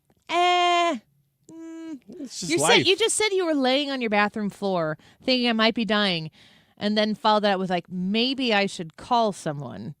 Yeah. Well, I wasn't sure. COVID. I don't like to interrupt people's nights, you know? Hey, I don't want to be a burden. Hey, I don't want to get anybody alarmed, but I might be dying. COVID was a respiratory problem, and you have cystic fibrosis, which is a respiratory problem. You were like patient 0 for people who should be careful. Mm-hmm. And you're like, You guys are making a lot of hay out of this. Yeah. Which I was right, they did. I told you with this, I said, go demand to be seen and to get answers. And you texted me making it seem like you made some demands and got somewhere with some of them and not with others. But I don't know. Again, I just think you're trying to make me feel like I did something. Well, that's partially true, but I also I hate wasting time. So if I'm sitting there, especially if I'm in pain and I'm waiting for a call back and I don't know if they even listened to the message, I'm not okay with that. I'm going to go get something done just because I hate waiting. Not because I'm scared, but just I'm like, this is worthless. What am I doing? I hate waiting because I'm scared. Okay, no, not me. I want answers because I need to calm the thoughts going through my brain. Okay. No, I'm not like that. And I think maybe big picture here, the reason that I am that way where I treat everything kind of like, we'll get through this is because so far I've gotten through every single one of those things because I'm still alive. So I've got proof. Mm-hmm. And then number 2 is yeah. Oh yeah. That story only ends just one go way, with bud. it. Go with it. Get on the log and go down the stream. Undefeated. Exactly. I will not be Still getting here? on the log. And the second is I have so many random health problems, probably for my whole life, that I'm like, it's just another one of those, even when it's a new one. You're messaging us, and I hope that it's okay for me to share. Can I share some of the details that you messaged us? I have no idea. I'll tell you afterwards. Okay. Deal? Yeah, deal. You're like talking about the amount of blood that you are passing. Yeah, one day. And I'm like, go to the doctor. And I said, you need to go to urgent care. And you're like, they're just going to tell me this. I'll go to the doctor. I'm like, let me rephrase this. You need care that is urgent. No, what I needed was pain medication, which I had. Could you? Oh. And then I knew if I go to urgent care, they're just going to go, okay, we'll just refer you to a urologist and to get a CAT scan. What if something was really bad going on? But I knew that it wasn't. I knew exactly what this was. What if one time you don't know what you're talking about? Well, then that one time, I guess I'll Then pay I'll the get price. to say I told you so? Yes, you will. Oh, And no, congratulations. I don't want that. And one. Whatever it is, and one. Exactly. But for the most part, I got a pretty good idea what was going on. And I knew what they were going to tell me, and so far I've been right. I haven't gotten the results back of everything yet, but pretty sure that all the specialists I've seen have agreed. And I'm like, well, then it's just... Do you think you're going to have surgery? I hope not. That's the goal right now, is to avoid that. The goal right now is to see what in the world is going on. Why do I have so many kidney stones all of a sudden? Because like we said, the Disney World thing happened almost 3 years ago. And then I haven't really had problems with it since. So why all of a sudden am I having so many problems with it? That's what I want to find out. What was the Big Thunder Railroad and sitting in the back that shook it loose, isn't it? That's the rumor. The rumor is allegedly that online. That one freaking roller coaster shakes loose kidney stones. And plus, we were dehydrated. Specifically, if you sit in the last seat, which we did. So, there's the short of it. I still don't know. I told exactly Brian how last this night ends. that he should try to see if he can pay for a Disney World trip on his HSA. Try anything. What are you doing? Getting rid of these. It's a medical trip. Here's the thing, though. At this point, I don't want to pass more. I don't want to go there and ride that thing and make it pass more. Again, I don't know anything about kidney stones. I'm learning all of this from you, which is unnerving. Do you have an amount in your system right now that need to go somewhere? Or is it a constant production of more, and that's why you're doing the lemon juice? I don't know. I think that I probably have a lot of them right now, but they're not all very big. They're just constant. And whenever I have a really big kidney stone, that's when I have a bad day, like yesterday was, or last Wednesday. But I think that I just have a lot of little ones, and I got to figure out why, and I got to start maybe adjusting my diet to figure out why, and why now. Like why? So there's a lot of questions that I still don't know the answer to, which means I probably won't be here tomorrow because I'll have another bad day. No, I'm not kidding. I am kidding. I'm just kidding. I want to be here. I I'm have just no saying, idea where you landed on that one. I don't know what's going to happen is my point. I know. For the people, I've been very supportive. I've been nice to you. Oh, in my absence? To you. Oh, I want you to be nice to me publicly. Huh? I want you to heap praise on me on the radio. We got to go to the break here. YouTube live chat poll, is spanking a reasonable method of child discipline? Yes, I used to think so, but no or no. Let's take a quick break. Can we go to break? Okay. Brad's like, we will not be going to break. There it goes. I think he's just taking your side in this one. Thank you, Brad. We'll be right back.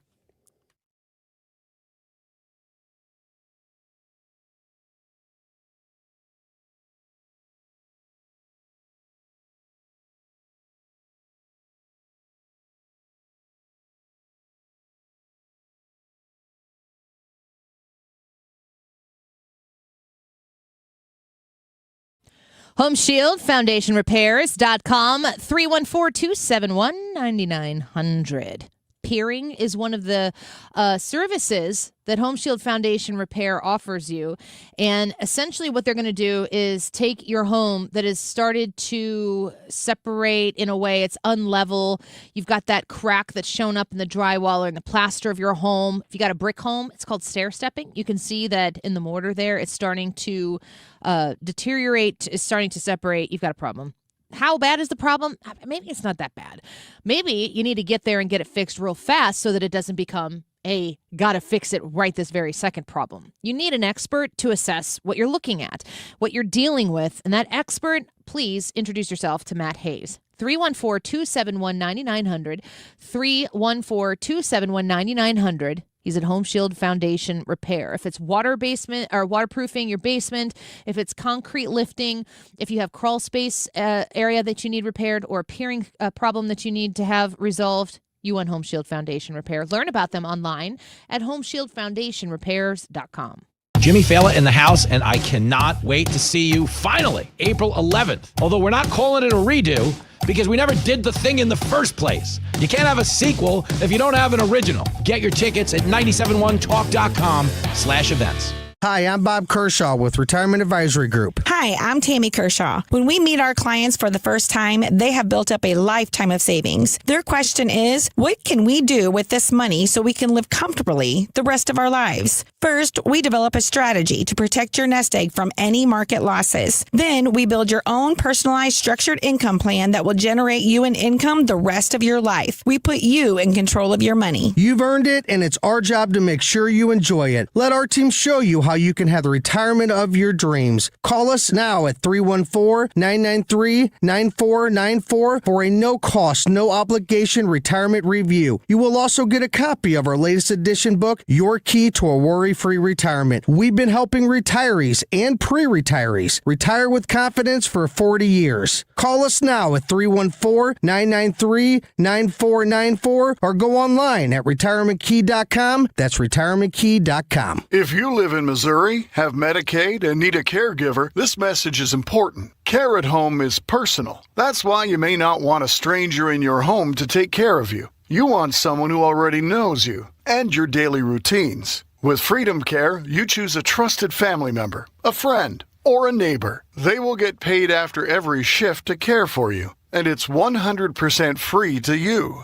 More than 70,000 people have already joined the Freedom Care family. Call your local Freedom Care. They'll check your Medicaid eligibility. Don't wait until a stranger shows up at your door. If you have Medicaid and need help at home, this care is available 100% free to you. Call Freedom Care now to see if you qualify. 314-343-1362. 314-343-1362. That's 314-343-1362. Freedom Care, we're here for you.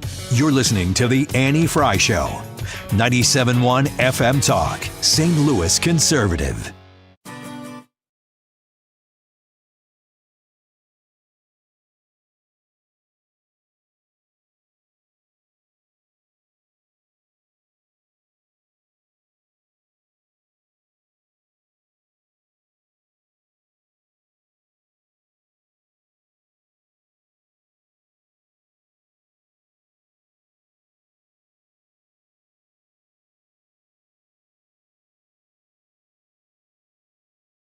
This is your song? Yeah, this is the song I sing all the time for absolutely no reason. It just lives in your brain? It does. 50% of my life is spent singing this song. Do you know all the words, or do you just kind of do the Wiggins version? I sing more of the like I'm singing more of the guitar part in my head. Man, this is a so many 90s songs. I don't know the words to them. I can hear the song in my head and I can hear all the words, but when it comes to sing, I'm like, I don't think I know the song. Michael Jackson songs, people do not know the words to Michael Jackson songs. His words are all so, the way he sings them and delivers them is so unique to him that I think that Michael Jackson, I bet he has some of the most misheard lyrics of a performer. Sure. Yeah, I thought it was Manny, Are You Opaque for a long time. Yes, and he is. My friend Manny. Mm-hmm. Yeah. Can't see through him. Most of your friends. Don't make him laugh. Is it hurt to laugh? Don't make him laugh. Collect yourself. Get it together. Slap him, Ethan. Slap Stop him it, you're across killing the face. him. No. Oh, wait, sorry. Annie doesn't believe in spankings. This is different. Oh, come on. I'm sorry. Come back. Made him laugh too much. I was telling you off air before, telling you guys that Charlie had a baseball game yesterday. They were playing. It sounds like he had a good game. Sounds like Charlie's a Southern Illinois hero. That is not how I would describe it, especially for the sake of Charlie in the future. Going, what are you telling people at work? Played a great game. Monday they played a game and they got absolutely walloped. And then yesterday they played a game against a local team that is perennially very good or competitive at baseball, and they ended up winning 4-2. But in the second inning, Charlie got a really great hit, RBI hit, whatever. Mm-hmm. Well, we were at a different baseball game, and I'm going to be very vague about this because I don't know who all listens to this show. But we have a very young team. And we were sitting next to some people who were cheering for the other team that we were playing. So I'm being super vague. But here is the question.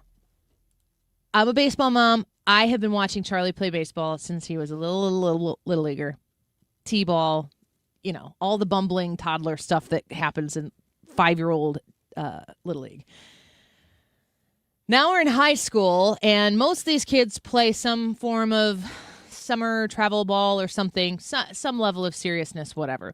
But we're talking about high schoolers here. And there was a mother in the stand whose kid did something really well. And she kept calling him Buddy. That's right, Buddy. Good try, Buddy. Okay. It was obviously Mom. Yeah, it wasn't his name. Oh, okay. It just was, Mom was saying Buddy. Never been to the North Pole. And I mentioned something to my son a couple nights ago. I was like, hey, I got a question. If I cheer for you and I call you Buddy, would you be okay with that? And he just shook his head rapidly side to side and put his eyebrows down to indicate, no, Mom, do not call me Buddy. Yesterday, he's up to bat. There's two runners on or something. During his at-bat, pass ball, runner from third scores. So I think that was the first run of that inning. I think we're up 2-0. And then he's a lefty. He gets this nice stroke base hit over the shortstop, jumps up to catch it. He goes out into left field. And I'm like, that's right, Buddy. And I was like, oh, Annie. my gosh. Oh, yeah. I did it. I said it. I was so embarrassed because I had just said to my son, She didn't mean to. Can I say Buddy? And I said Buddy. I got the first D out, and I tried to swallow the D and the Y on the rest That's of it. even worse. And so I'm trying to be better, but Jared told me, he goes, every time you say that, you have to move one seat closer to the exit. Just slowly move myself out. And sit. Isn't that common? I mean, I think I yell that at my son. Yeah, but your son's not 16 years old playing on a varsity baseball team. I think, what do I need to do, right. Ethan? What do I got to do the right thing by him. Don't do it again. That's the only thing you can do. There's nothing, you want to get him ice cream? That you want to fix it? He would be okay with that. Yeah, no, I'm saying, Sprinkles. Yeah, well, that Call him Sprinkles. That's right, Sprinkles! Yeah, nice stroke, Sprinkles! Yeah. Way to try real hard! We love you no matter what! Come on, Char. Do a job. Anytime we go anywhere publicly and they're like, can you give us a name? Because they're going to call it, I always put Charwee. He has a great sense of humor. Thanks, Mom. I'm serious about Sprinkles. Next time you get a drink for Charlie. Is it Sprinkles in your drink? Is it okay, Ethan? To call him Buddy? Just to cheer for him and say, Buddy? Is it really that bad? No. Is he going to get If you're ostracized? obnoxious... Is it worse if you tell people on public radio? Sorry. Here's what makes it bad. It's not necessarily... Now, don't get me wrong. Don't hear me saying you can say anything. It's the way in which you say it. If you are obnoxious about it, if you're just saying, come on, bud, that, in a very nonchalant voice as they're at the play, that's much different than, come on, buddy, you got this, I believe. That's a verbatim quote. That's Come on, that. buddy, you got this, I believe. Yeah, I believe in you. Do a job, kid. It's the way in which you say it. I will not say do a job, kid. It's the way in which you say it. Yeah. Don't be the cringy mom or dad out there. It's just pull for your kid in a way in which is it has to not be about me. Nonchalant. That's what I try to do. Pull it back so it's not about me. Try different nicknames. Will you give me a list? Yeah, absolutely. I'll video myself doing it. I'll just tell Charlie it's for the show. Chuddle. Write them down. YouTube live chat poll results. Do you have them there, Ethan or Ryan or anyone? I can do it. I'm not really sure why it's not coming Is up. spanking a reasonable method of child discipline? 5% say no, that it's not reasonable. 11% say, I used to think so, but no, that's what I said. 83% of 238 people voted today that spanking is a reasonable method of child discipline. You are all in the Charles Barkley camp. And I think if we could do a whole nother hour on people who you think should get spanked that weren't. Keep it right here, The Mark Reardon Show on 97.1 FM Talk, coming up next. Time now for today's Spotlight on Money, sponsored by Wesley Financial. There comes a time in a couple's life when the conversation turns to money. Every couple, whether they're getting married, are married,